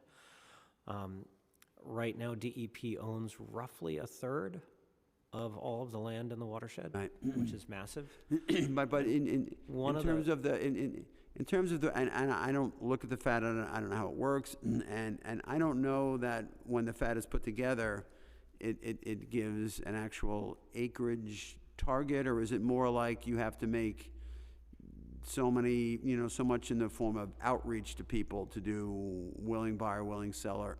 So I don't know what metric they use in the FAD in terms of what you need to do to comply with it. I don't think it's actual acreage. It's actual. It's not. It is about offers Right. made.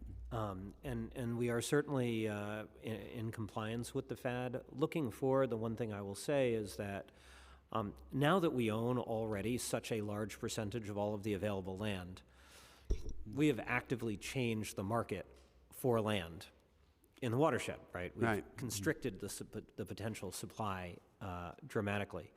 It's also the case, and 2 years ago there was a major project done on our behalf by the National Academy of Sciences that demonstrated that there are diminishing returns to kind of general land acquisition. And one of the things in the revisions for the second half of the FAD is an increased focus in the west of Hudson watershed on very specific types of land acquisition, particularly stream side land, So we are shifting our focus away from kind of buying any kind of land wherever it is, and really focused on this targeted repairing But that was plan. the way it was, because you had like, whatever it was like the A and the B and the C, and, you know, there were like gradations of how prime the stuff was, and prime the land was. But in terms it's of- even more of a focus now as we go into the second half, and state DOH seems completely to have concurred with the analysis that the National Academies did. Okay. Now, I just want to talk a little bit, I don't want to turn this into an oversight hearing on the FAD, but, you know, once upon a time, the, 10 square mile Kensico natural watershed was responsible for, a lot of the, it was something like that 10 square mile, because it's a holding reservoir, so it's, and it has a small natural watershed, thank goodness. But there is an opportunity for, stuff to get in, and, once upon a time, that little 10 square mile watershed was, responsible for, a pretty high percentage of stuff getting into the water supply that we really didn't want getting in.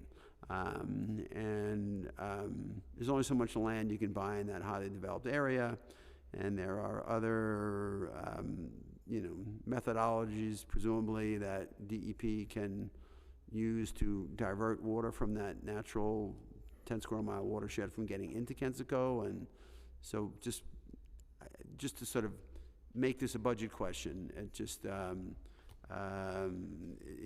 is that an, active focus of both the FAD and of, DEP in, protecting, Kensico from, local contamination, and is there adequate funding in the budget to cover that? Well, first of all, I thought that was well stated. I thought that was good. I agree, I thought that was good. Mr. Chairman, yes. First of all, let me point out, remind everybody that while, yes, it is true that the area around the Kensico Reservoir is relatively built up compared to our other reservoirs, our drinking water is safe. We are well in compliance with every standard that there is. We just released our clean drinking water report. So the fact that we continue always to be vigilant and concerned should never concern anybody about what's currently going on. And I didn't mean to paint that picture, but yes, but thank you for putting that on the record, yeah.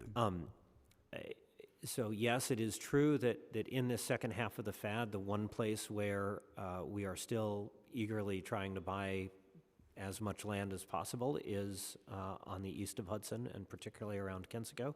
It is the most difficult because it is small, because it is built up. There is a large pot of money in the budget. We can get the actual number for you for land acquisition. I don't think we have a separate line item. It's about 50 million. 50 for Kensico, but we don't Not for distinguish. Kensico, yeah, not for Yeah, so we have $50 million in the budget to buy any land that comes up. And we would certainly be opportunistic if there were an opportunity, especially around Kensico. Right, so that's, We would do whatever it took. so for the next 5 years of the FAD, we got 50 million in the budget, and we're having a focused eye on where we get like the, biggest water quality, Yes, we pay very impact. close attention to Kensico, and yes. Okay.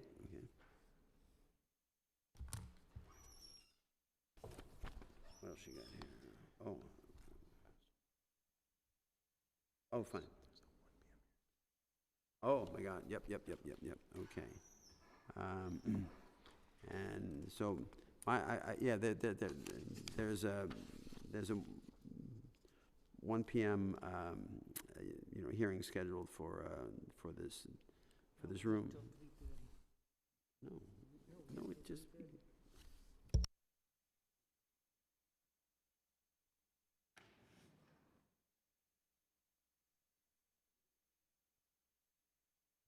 Have a little family conversation up here, it's all, it's good, right, and, okay, so my last question is gonna be, Manhattan Borough President Mark Levine proposed the creation of a new city agency dedicated to overseeing coastal resiliency projects, noting the need to centralize and unify this work. I don't think that's a good idea, but that's my own editorial comment. It's got to be taken care of course. Does DEP have any thoughts on how to better coordinate resiliency work that currently involves many different agencies, and what a new coastal resiliency office or agency would need to look like, or where this responsibility would reside? Thank you. Certainly how we manage the long-term ongoing work that we have to do on resilience and coastal resilience specifically has been top of mind. There's a lot of conversation going on right now actively around how we best do that. And I will just point out, as you know, last year at the beginning of the Adams administration, we combined several offices. So what had been the Mayor's Office of Climate and the Mayor's Office of Resilience are now one and the same. That's already beginning to. Oh, just one second. That's Sorry about already that. beginning to bring greater cohesion, as well as the fact of my role, where I oversee both MOCEJ and DEP, which I think has led to a greater integration between DEP's role on coastal resilience and that from the mayor's office. So we are working on it, sir. It sounds like a great idea. I'm all for consolidating and not creating different silos all over the place, and bringing things together, which is I'm very gratified to have picked up waterfronts and coastal resiliency as part of this committee's portfolio, and so we'll work together and shake hands on that. So with that said, I'd like to thank this panel and the administration, and we had a good time at the bill signing yesterday. Lots of big fun there. Congratulations. I don't have my pen on me, but I got a pen from the mayor. I'm going to keep that one. And so thanks very much for coming and testifying. We're going to open it up to public comments, but I'm going to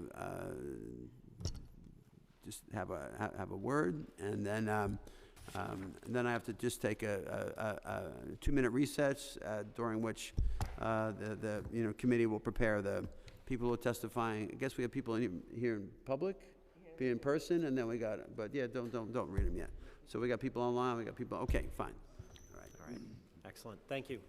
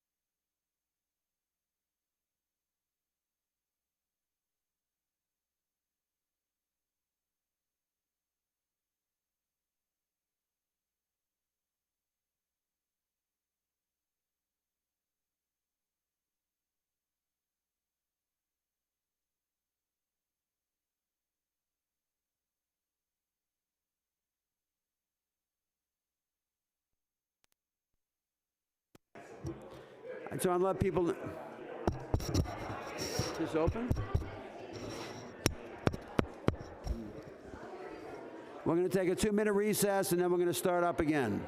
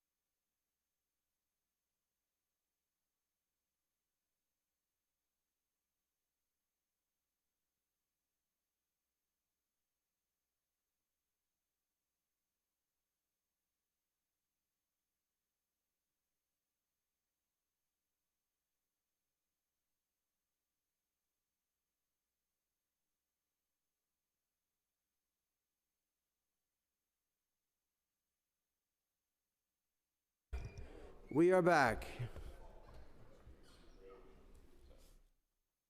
Let me just.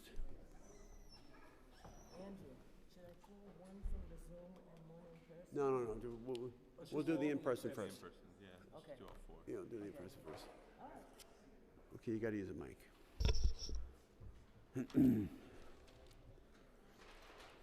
Okay, we're going to begin the public portion of the public testimony portion of the hearing. Now we have some witnesses in person, and we have some on Zoom. We're going to do the in-person people first, and I ask the council to call up our first witness. I'd like to call Rachel Ami of the Urban Justice Center.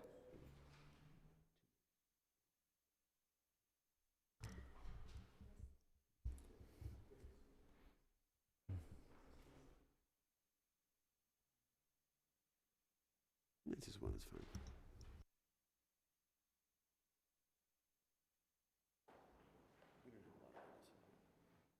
No. Okay. Thank you very much. Thank you for having a written testimony, and please identify yourself for the record and proceed with your good testimony. Make sure to talk right into the microphone. I can't hear you. Maybe your microphone is not on or not in front of you. You got to have the red light on. My name's Rachel Amy. Shall I start? Yeah. Okay. Please start, yes. Good afternoon. My name's Rachel Amy. I'm the Development Director at the Street Vendor Project, a membership-based organization that champions the rights of street vendors as small businesses to contribute to the life and culture of New York City. In 2021, SVP launched an environmental justice initiative to research and invest in healthy vending technology to reduce the environmental footprint of New York City's food carts and trucks. There are currently 5,100 permitted food vending carts in New York City. Most of these food carts use fossil fuel generators, which emit harmful air and noise pollutants that negatively impact both the environment and vendor health. Yet vendors lack clear and affordable alternative technologies. If you could bring the microphone just a little closer to your face, then we could hear it better. Is that better? You kind of tilt it up. That's what I do. That's my trick. Go ahead. Is that okay? Yes, it's better. Okay. There are currently 5,100 permitted food vending carts in New York City. Most of these food carts use fossil fuel generators, which emit harmful air and noise pollutants that negatively impact both the environment and vendor health. Yet vendors lack clear and affordable alternative technologies to reduce these emissions. Through our environmental justice program, SVP has identified and tested a lithium-ion battery that is effective and long-lasting enough to provide a sustainable alternative to fossil fuel-based generators for street vendors. In FY24, we plan to pilot this program by electrifying 10 food carts and trucks with clean, quiet, reliable energy. You need to tie the testimony to the budget. Is there a budget tie-in here? We are requesting funding. Yeah, this is really hearing about DEP's, about the city budget. This is not I'm willing to give you a little latitude, but why don't you get right to the, right to the funding request. This is really not the forum for this, but you've nice people to vend the project. I go way back with the project. So I'll give you a little bit of latitude, but why don't you get right to the funding request? And also, you have to make sure that whatever you're doing, that you have to make proper application for you have to make proper application for this funding, which this committee is not the conduit for. But I'm happy to let you. Give you a little more latitude and just go right to the funding request and put that on the record. Okay, thank you. SVP put in a funding request this year to do citywide community outreach to educate vendors about the benefits of transitioning to clean energy. Our funding request is for $300,000 to the City Council, and we put in the applications. Oh, and you did put in an application? Yes, we have Oh, put an application. Great. Yeah. And so, and you talk about it here in your statement, right? Yes, I did. It's in Okay, the one great. page Okay, that I so, gave out. okay, now that I have this in hand, budget tie-in, we're all good, and we certainly do appreciate your patience in waiting to testify and all the good work you do for the street vendor project. Thank you very much for your testimony. Thank you for You having me. bet. Mhm. The next witness is Anthony Rogers Wright from Knightburg.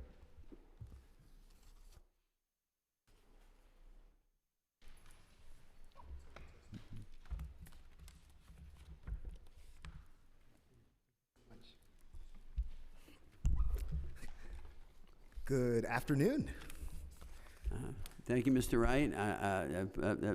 Please state your name for the please state your name for the record and proceed with your good testimony. Thank you, for Mr. the- Chairman. My name is Anthony Carifa Rogers Wright. I currently serve as the Director of Environmental Justice with New York Lawyers for the Public Interest, or NOPI. We're a 45-year-old civil rights organization. Our dedicated staff of attorneys, policy advocates, and organizers work tirelessly with community partners and partner organizations across the city and state to pursue and advance justice for all New Yorkers. I'd like to take this opportunity to speak with you about the recent budget offered by Mayor Adams, including our concerns and hopes for necessary interventions by your committee, sir, and the City Council as a whole. We agree with your esteemed speaker, Adrian Adams, who, in response to the mayor's proposed budget, in part stated we need consistent and effective management that prioritizes investments in our city's functionality and its people. And she added how concerned she was that the mayor's budget fell woefully short. Skipping ahead, as you have the full testimony, there are three specific local laws that I'd like to speak about that require adequate funding in order for the city to actually comply with the law. We have a mayor who stresses law and order. We should start by setting an example. First and foremost, local law 16, or the Renewable Rikers Act. As you know, Mr. Chairman, we've spoken about this before. We're woefully behind in keeping with the schedule of the 2027 deadline for closure and transfer to the Department of City and Administrative Services. We would like to see some budgeting to make sure that that happens and ensure that you're also corresponding with coalitions like the Renewable Rikers Act and, the Renewable Rikers Coalition and the Coalition to Close Rikers. The second local I'd like to discuss is Local Law 97, which of course is very controversial. Councilmember Ressler was pressing DOB. You were here for that. While $259 million is a good start, we want to make sure that that money is not primarily helping real estate developers and building owners, and making sure that it's also helping tenants. And furthermore, we really want to make sure that that money is not being used for initiatives to circumvent the intent of the law, which is to retrofit buildings to reduce emissions. So that includes the profligate use of renewable energy credits, as well as so-called carbon capture technology, which is unproven, nascent, and potentially very, very dangerous for New Yorkers who live in those buildings, work in those buildings, and of course, trucks transporting corrosive materials throughout our city streets. We saw what just happened in East Palestine. We don't need that happening in New York City. Correct. The last thing that I want to mention is, of course, Local Law 60 and 64 of 2017, which of course called on or directed the city to create an environmental justice plan, a portal, and a series of maps, which were supposed to be produced in 2018. The website, if you solicit it, is outdated, and it doesn't give any guidance as to what's happening, what's coming forth, and when we can expect this process to be completed. What I would also like to say is that as a part of that plan, I beseech you to look at one of the biggest threats to public safety and the tenets of environmental justice, which is hyper-gentrification in this city, which is disproportionately impacting Black New Yorkers. 9,000 Black folk in Harlem lost over the last 10 years, replaced by an influx of white folk, which is not a problem necessarily, but in Bed-Stuy, 22,000 Black folk displaced, replaced by 30,000 white folk. I've been joking around with my staff and saying that if we're really okay with the major atrophy of this city's Black population, the population that brought this city in the world, everything from the Harlem Renaissance to hip hop culture, if we're okay with that, then we should rename the city to New Boston and start rooting for the Celtics, the Patriots, and heavens forbid the Red Sox, which I don't think many people would like to do. So, I mean, that's really really the basis of my testimony. I really appreciate the time. Thank you. I'm actually going to jump right into a question here, because Yes, sir. the third point you made, the law that was passed in 2018 or whatever it was, that supposed to create an environmental justice plan, right? Yes, sir. Could you go back over that again? Yes, sir. So, pursuant to local law 60 and 64 of 2017. So 60 and 64 of 2017. Yes, sir. So Okay. 64 was more the development of an EJ steering committee, if you will, and that's been established. Yeah. We have great people on it: Peggy Shepard, Rebecca Bradsby's, and others. Peggy and I go back forever. One more time, sir. Sorry. I said Peggy and I go back forever. Oh yeah. I mean, everybody knows Peggy. Come on.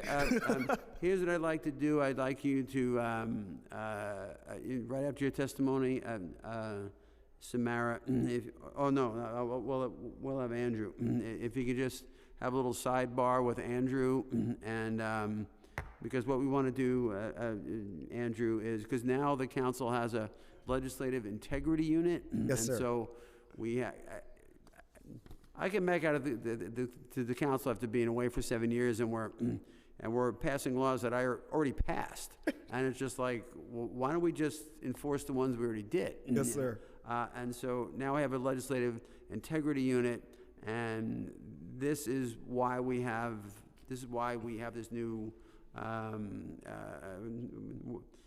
why we have this new unit is to make sure that laws that we pass, that we should make sure that they're being complied with. I mean, sir. if you pass a law and no one does it, or doesn't, it's like a tree falling in the woods kind of thing. Which is one more thing that I think is important that the mayor's budget didn't reflect. We talk about the loss of federal funding, since we have emerged from the COVID pandemic, thank goodness. However, we have to discuss there's a panoply of funding available from the federal government via the Inflation Reduction Act, especially. As a matter of fact, the EPA did just announce federal funding available for municipalities and metro areas specifically. But the notice of intent to apply for those funds is due on April 28th. So we really do need to get moving. NOPI would love to work with you, some of our EJ partners, Eddie Bautista, Elizabeth Yampierre, to make sure that this city is in a great position to allocate those funds, and then of course redistribute them in a way that upholds environmental justice. Certainly, point well taken, regarding the budgetary thing, but let's get that law complied with. Yes, Andrew, sir. if you go in and just have a sidebar with Mr. Wright and make sure we got the right laws or whatever, and exchange basic information, his contact, your contact, because I want that to go to the legislative integrity unit. I mean, for me to chair a hearing and hear about environmental laws that we took I wasn't here at the time, but we passed them, the bill was signed, and here we are years after we were supposed to see concrete outputs from them, and we're not seeing that. Right. So if you just have a And sidebar last thing, with Mr. Chairman, thank you so much for your amazing work on electric school buses and electric vehicles in this city. That is something you can be proud of. We're starting to move forward with that. We're purchasing buses, repowering them, and that's my job, yeah. Mr. Wright. I'm supposed to do this. That's my job. I do it. I'm happy to do it.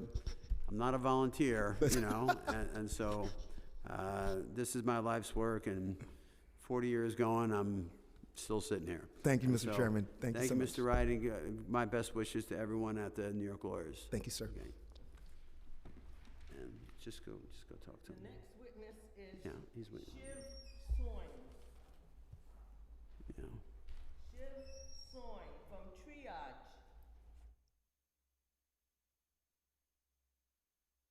And after that, we have Miranda Massey from the Climate Museum.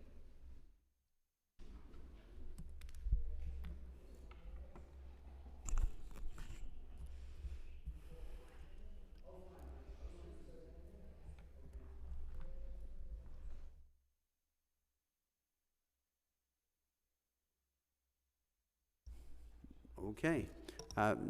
Please state your name for the record and proceed with your testimony. Oh, good afternoon. Hello, Mr. Chairman. It's great to see you again, and Ms. Same Swanson, you here. as well. We had the chance to touch base about this time last year, as you might recall.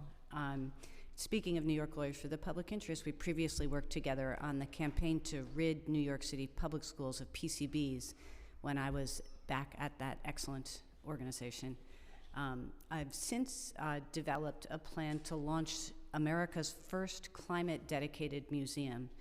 We have our first Manhattan transit-accessible pop-up show right now, and one of my agenda items is to invite you and anybody who might be interested in coming for a personalized tour of that space. The basic idea behind the Climate Museum is to bust the myth of American climate indifference. So while 2/3 of Americans support very robust climate justice policies, Green New Deal level policies, reparative payments to sacrifice zones, we all believe that we're outnumbered 2-to-1. The researchers call this a false social reality. So in New York State, for example, this is ubiquitous in every state, though the percentage is very little. 72% of us want very, very aggressive action at scale on climate, but when you ask us what we think the level of support is, we say well under 50%. So we need to change that dynamic so that people can break the climate silence and speak out in a way that, among many other things, allows policymakers to do what's right, and slows down those policymakers who are in the grips of the fossil fuel industry and want to slow down the action that we need for civilizational and ecological survival. So our work mobilizes arts and culture to carry this out. We'd, again, love for you to come see our current show. We think that without the climate engagement and civic awareness as a baseline that we're not seeing now across our culture, despite this private, anxious support that I just mentioned, we won't get where we need to go. And our role is to deepen our partnership. The support of City Council and the city itself has been transformational for us. So we're really looking forward to talking about a resolution in support of the Climate Museum and generally to working with you all to build the civic engagement of New Yorkers and to give people pathways for recognizing their own climate protagonism. And we'll be handing in our written testimony later. When that bell went off, I thought I had 3 minutes. Did I only have 2? Am I over? It's 2, but My apologies. It's like the default is 2, but it's fine. Sincere apologies, and would love to speak more with you all about this. My legislative director is viewing viewing this hearing remotely, and if you could just state your regarding the climate. So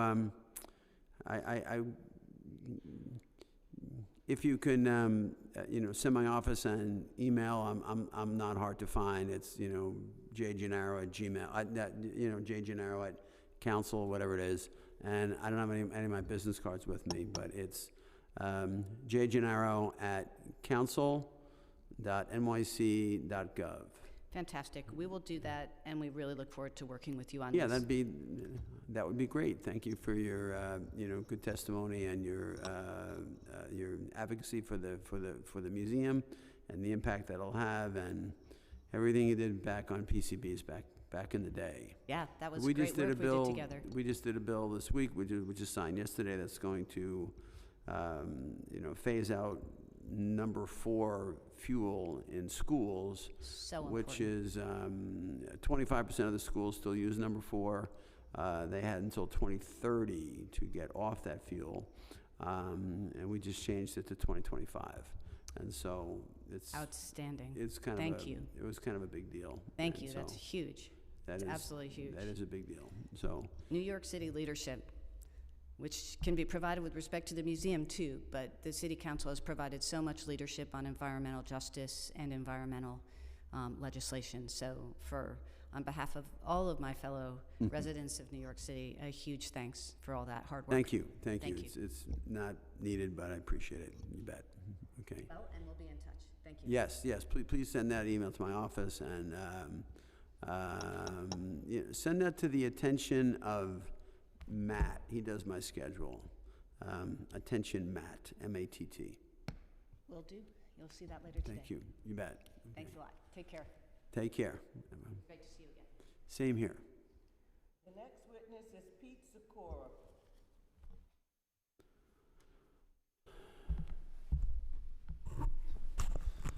Hey, Councilman. Pete, good thanks so much. afternoon. Good afternoon. How are you? I'm entering my 5th decade of public service, but I'm still It's great. still got it. It's great. I am taking you up on keeping old obscure phrases alive. You talked about that, and it's stuck Yes, in my head. we And yeah, We did. yeah, I had this horrible moment at a meeting in my office where I talked about the camel's nose in the tent. Yes. Right? Apparently, nobody knows that phrase anymore, you know? And I looked on Wikipedia, and it told me it's a 20th century phrase now. Oh. Yeah. Well, Yeah, right? Nobody in the room knew it. we're going to change that. Yeah, I know, exactly. The camel's nose, don't let it under the tent. Don't let it under the tent. Then you get the whole camel. Correct. Thank you. Anyway, I'm with New York Communities for Change, and we are very embedded on fighting around Local Law 97, as you know. It's a fantastic law that sets a path for New York City to create tens of thousands of jobs, slashing pollution. I wanted to focus on one tiny aspect of it, which is the people implementing the law. Right. The administration has just... This is a budget hearing. I'm going to give you a little latitude. Exactly, exactly. So in the budget, the city needs to allocate more funding for the city to actually implement the law. And it's a tiny, tiny, tiny amount of money because we're talking about handfuls of staff lines here. So last year, the mayor was proposing to cut staffing in the Department of Buildings. The council and the mayor changed that, and now the department kept the number of people that is necessary to implement the law. These are great professionals. Gina Brokra and her team, they're fantastic. You talking about OBEEP? Yes, Yeah, exactly, okay, yeah. exactly. So they're just really, really good at this stuff, and we really appreciate the work they're doing. As good as they are, they need more people. And so I don't understand what the staff line analysis is. I couldn't find it on the mayor's budget documents, but he's proposing a large cut at the Department of Buildings, and I wanted to alert you because it will have, I think, a potentially large impact on Local Law 97's implementation if they don't get the staff that they need in that office. So again, they're doing a really good job, super professional. Yeah, and this is something I talked about with, Chair Brannan, the finance chair, during the last budget cycle, and I think we're able to get like 6 more lines or whatever. Totally, which I remember. didn't- Thank you. Which I didn't think was enough. It was, we made a little bit of an impact, but this is getting very real very fast, and so I'm going to do everything I can. I mean, what we do is we have these hearings, and then we have our, official budget response. Right. And so, because the preliminary budget is not, it doesn't look like a budget. It's like prose, I mean, like the exec budget is going to have, like, it's all filled in with all kinds of, units of appropriation, budget lines, the whole thing. But, part of our, budget response, I'm going to make sure that, in that budget response, the formal budget response from the council includes, more lines for OBEEP, even though that's really like a, buildings, committee kind of thing. Right. But it's all, but Local 97 is the work of this committee. So I got a hook there. It's so big. Yep. Thank you very, very much. I really appreciate that. And, they are really wonderful, and they're really implementing it professionally. That's all the feedback. I get tons of good feedback, but, but I don't want people to think that less is more when it comes to OB. Totally. That's right. Well, thank you. And I also wanted to highlight the 2 big regulatory threats to the law. Number one, not tightly limiting renewable energy credits as a substitute for actually upgrading your building and cutting pollution. You heard the commissioner talking about the process that they're in. We want them to tightly limit RECs as the advisory council has recommended. the council has, wants that as well. We really appreciate that. Second big issue is how do they enforce the law? We want to make sure that they do not create loopholes in enforcement or weaken or delay penalties in a way that doesn't make sense. I would agree with that. The law as written does give the administration some latitude, right, in there, and that's how the bill was written. No, it makes sense. They should have latitude. But duly noted, and I see a big part. I mean, I should care about the city's big business and not my legacy. So I shouldn't say this is like a legacy thing for me, but my interest. And one of my interests is in coming back to the council is to make sure that we get this done and we get it done right. Totally. So, thank you very, very much. It's really appreciated, and I appreciate it all. Thank you. Have a great day. You too, Pete. Yep. Tori Queso? Oh, your mic is off. Oh, she heard you. Okay. Yes, I have good hearing. Okay. My name is Tori Queso, and I am the campaign director for Climate Jobs New York's Carbon Free and Healthy Schools initiative, which you are very familiar with, so I won't do a whole rundown of the campaign and all of its great benefits. Specifically, what I'm going to talk about today is the significant amount of federal funding that is available. And the time is now for this investment. We are calling for the acceleration of solar installation to 150 schools per year, along with the commitment to completing deep retrofits and installations by 2030 with good labor standards. Climate science demands urgency, and we have found ourselves presented with a historic funding opportunity to invest at the scale needed to make a lasting environmental and economic impact. Last year's passage of the Inflation Reduction Act has provided a previously unavailable source of federal funding New York City can access to meet these commitments through the income tax credit direct pay provision. However, if we delay any longer, we could miss out on the chance to make lasting impacts for our city and communities. In taking advantage of the direct pay provision, the IRA can provide 40% in federal funds to install solar and 20% of the cost of retrofitting city schools. By directly investing in solar and becoming a zero-energy school system, this work would save $8.25 billion in energy expenditures over 30 years, money that can be reinvested towards programming, continued maintenance, or the hiring of additional staff and teachers. Our research partners at Climate Jobs New York Resource Center have projected the total cost for installing solar rooftop on 150 school buildings at approximately $50 million. The income tax credit would provide $19.2 million of that, and the projected annual loan payments would be $2.05 million, whereas the annual solar revenue would amount to $2.9 million, outpacing the loan payments, meaning the payback period would be pretty short at 4 years, and a 30-year savings of $44.1 million. I'll just wrap up with saying that recently over a majority of the city council members, including yourself, have signed on to a letter of support expressing your commitment to this initiative, and we are deeply grateful and greatly encouraged by your support, and are asking that you stand by that commitment this year. Thank you so much. It's a great endeavor. I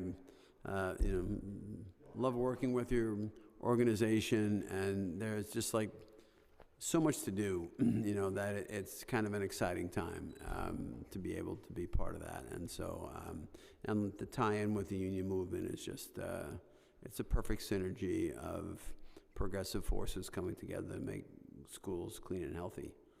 Yes, so and I thank provide you for good all union your jobs. work. And anything you could submit to us in writing would be greatly I will, yes. Our written testimony is being legalized, so I will submit it by Okay. email. Thank you. Your first name's Tori, right? Tori, yes. Okay. Thank you. Thank you, Tori. The next witness is Shravanathi Kaneko from New York City Environmental Justice Alliance. Okay, don't see her. The next witness is Malat Siyoram. Malat Siyoram. Okay. Rami Diniwal. Rami Diniwal from El Puente. Okay. Anthony Guerrero from Smart Local 28 Metal Sheet Workers Union. Okay. All right. I think we went through the online people. Michael Streeter. Do we have Michael Streeter? Yes, we have Michael Streeter as someone who would be testifying online. Hi. Yeah, thanks. I'm Michael Streeter. I'm one of those people who I'm a citizen who submits complaints to the DEP about idling commercial vehicles, and I wanted to take a minute to urge for sufficient funding for staffing and whatever other resources are necessary to be allocated to the DEP idling team, and I wanted to tell you why real quick. I don't always see eye to eye with them, but the team handling the idling cases is working very hard, and they keep getting more and more work. Last year there were a hair under 50,000 complaints, which was significantly more than the year before. And it really took off after a front page New York Times article about the program last spring. This year, there are likely going to be around 100,000 complaints, if not more. There's also a major television show that has recorded a segment on the program as well that could have an even larger influx of new participants when it eventually airs. Just like with the New York Times article. So it could very well go far beyond that. These complaints and summonses are making a huge difference for New Yorkers and the air we breathe. Companies like UPS have pretty much stopped idling as a result, as of FedEx and Amazon's primary Manhattan partner, Merchants Fleet. So more and more companies are taking note, and they're adjusting their business practices. But there's still a long way to go. We need to continue these efforts so that all companies operating in New York City simply shut off their engines. Additionally, these complaints are tied directly to revenue. It's like lucrative for the city of New York. Sorry? No, the sergeant was just saying that the time had elapsed, but I'm going to give you a little latitude to just sum up your statement. Sure, thanks. Yeah, so it's tied directly, and based on historical payment rates, and I don't know how that compares to the city's projections, but I'm getting just off of what's available to me on open data. 50,000 cases from 2022 should bring in about $10 or $11 million over the next 2 years, if not more. So double that for 100,000 that we're looking to get this year. Any bottlenecks with the DEP team could lead to the delay of or even loss of some of the that already sort of happened last year when the team was severely understaffed. Please realize how critical your idling team is. They deserve raises, promotions, whatever, and they deserve whatever resources they need. Thank you. Thank you very much. Yeah, we're very focused on idling. We have the new idling law the new bill that we're going to pass by Julie Menon is the author of that. I member of this committee. I thank you for your diligence on this issue and your interest and your advocacy on it, and it's very happy that you had the patience to stay with us and give us the benefit of your good views on this matter. Thank you. Okay. And the next, Eric Eisenberg. Eric Eisenberg, right, on Zoom. Hi, my name is Eric Eisenberg. I'm probably going to wind up sounding an awful lot like Michael Streeter. I'm a volunteer member of the DEP's anti-idling working group. We provide the DEP with input as to how to effectively and fairly operate its anti-idling program, in which DEP enforcement personnel work with citizen-submitted evidence to enforce the city's air pollution laws. The program is overall successful. DEP is receiving many submissions, and that number is growing. With Alexa Avilas's Intro 689 finally requiring foreign language access to the idling program, in 2023, I agree with Michael Streeter, there could be over 100,000 citizen idling complaints. The resulting tickets educate the idlers to stop polluting the air and harming New Yorkers. DEP air inspectors are due a lot of credit. They do an enormous amount of very boring review of videos of truck and bus engine noise and act as prosecutors at idling hearings. They're overworked and underpaid. This is odd as their revenue far exceeds their cost. The inspectors are forced, given inadequate staffing, to schedule idling hearings, in some cases, years out from the date of idling. Idlers have quite appropriately complained about this delay as unfair. I echo Manhattan Community Board 4's proposal that this program be much better funded. Doing so will benefit the city's air, benefit the city's coffers, benefit morale of the air inspectors, and even benefit respondents with the prompt hearings. There is no reason whatsoever not to aggressively fund this program. Lastly, as the commissioner mentioned amendments to Julie Menden's wonderful Intro 684, I would caution City Council and the DEP not to allow any edits that would undermine the efficacy of the idling law or in any way discourage citizen complaints. Higher level DEP officials have previewed to the anti-idling working group a number of suggestions for amendments to this bill, some of which are helpful and some of which may be problematic and would discourage citizen participation and reduce the scope of the idling law. Any and all amendments need to be guided by our new constitutional right to clean air. The answer to the DEP's staffing problems is greatly increased funding that will, I only have a couple seconds, that will more than pay for itself, not weakening the important anti-idling program by discouraging complaints or ignoring illegal idling. Thank you. Thank you. And make sure that I'm sure with you being part of the idling working group, you're working presumably close with Councilmember Menon. And so anything that anything specific that that the councilwoman or I as chairman need to know, make sure that you submit it either to Julie or to this committee so we can be given due consideration, because we're coming to closure on the negotiation of that bill. And so, the main thing that we'd like is that Intro 684 refer to the VTL definitions of bus and trucks and not the RCNY definitions as it currently does, which is very problematic and confusing for citizen complainants. That's the big one. And this is something you've made Councilmember Menon aware of, presumably, right? Her staff, yeah. Okay, well then that's normally talking to my staff is better than talking to me, and so try every day to call Nabby, but no pickups. Yes, please make sure Nabby knows, and then we will be good to go. Okay, I got to move on to the next witness because I have my thank you, Eric. I appreciate you being with us today.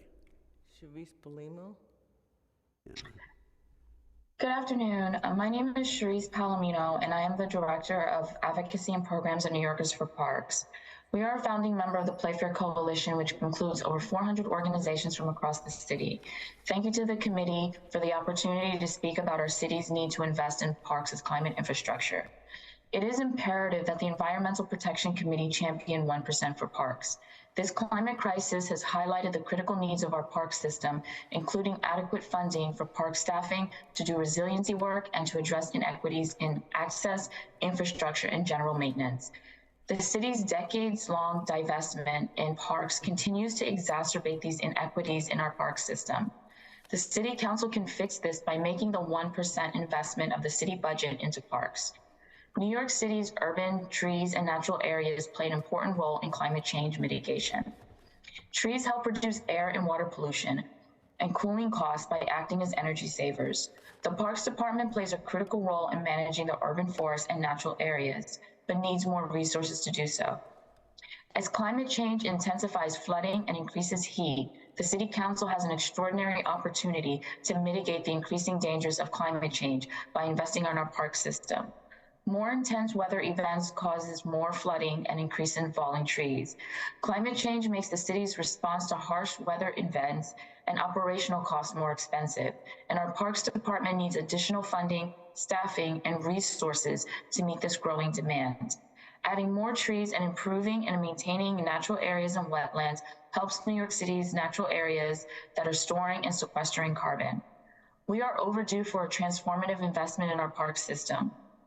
1% of the city budget for parks can ensure that our urban forests and natural areas can be resourced to support New York City during this climate crisis. This is one of the many reasons why New Yorkers for Parks and the Playfair Coalition are calling for a commitment to increase the parks budget to 1%. Thank you. Thank you, Cherise. We greatly appreciate you being with us. I will certainly communicate that to, I mean, I have my own voice on this, but you know, the most powerful voice on this would be the chair of the Parks Committee, Councilmember Krishnan, and you know, he and I are Queens colleagues, and I appreciate you getting your message out to all of the relevant entities, and I will make sure that he knows that you and I spoke and that you mean business. And so it's great. Thank you. I'm also a constituent, so. Oh, okay. Yeah. That's great. Come by and visit us at our district office on Union Turnpike anytime you want. And so, okay. Thank you so much. Thank I you. really appreciate Thank it. you. Right. Bye. Bye-bye. And our next witness is Alex Stein. Hey, James. You know, I want to talk to you real quick. You know, I was actually recently unfairly stopped from speaking earlier because one of the council members said that since I have a TV show on Blaze TV, then that does not allow me to speak at these city council meetings. And I just would like to let them know that by law that I'm legally signed up, I am allowed to speak here. And now I'd like to talk a little bit about the environmental issues that the city is facing. It really worries me when people like Barack Obama, who cry the most about climate change, buy a house in Martha's Vineyard. It bugs me when guys like Bill Gates, who talk about climate change and who owns the most farmland and also has the most fake processed meat, he always talks about climate change, yet he has one of the big beach houses in California. So I just don't understand all the hypocrisy of our elected officials that try to scare us with climate change. The fact that, you know, the sea level might rise a few millimeters over 300 years. All of a sudden you need to tax us to death and make our life incredibly hard. I mean, look at the World Economic Forum, what they're trying to do with the implementation of 15-minute cities where you're gonna have no carbon footprint. I don't wanna live in a pod, James. I don't wanna eat bugs. So you guys are sitting here and you fat cat bureaucrats are trying to make our lives terrible by taxing us small business owners. We deserve the right to operate in the city without unfair rules and regulations on make-believe stuff that you cannot prove. So listen, we're not going to sit here and cry all day long about the rising sea levels.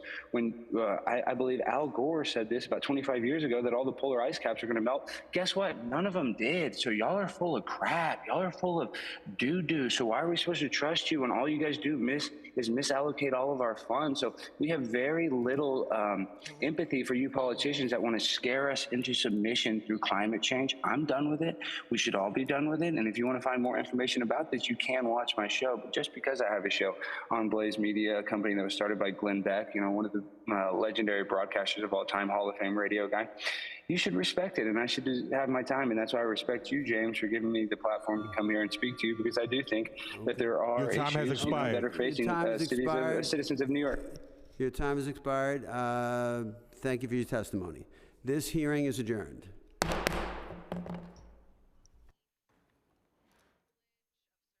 Unbelievable. No, he's not talking.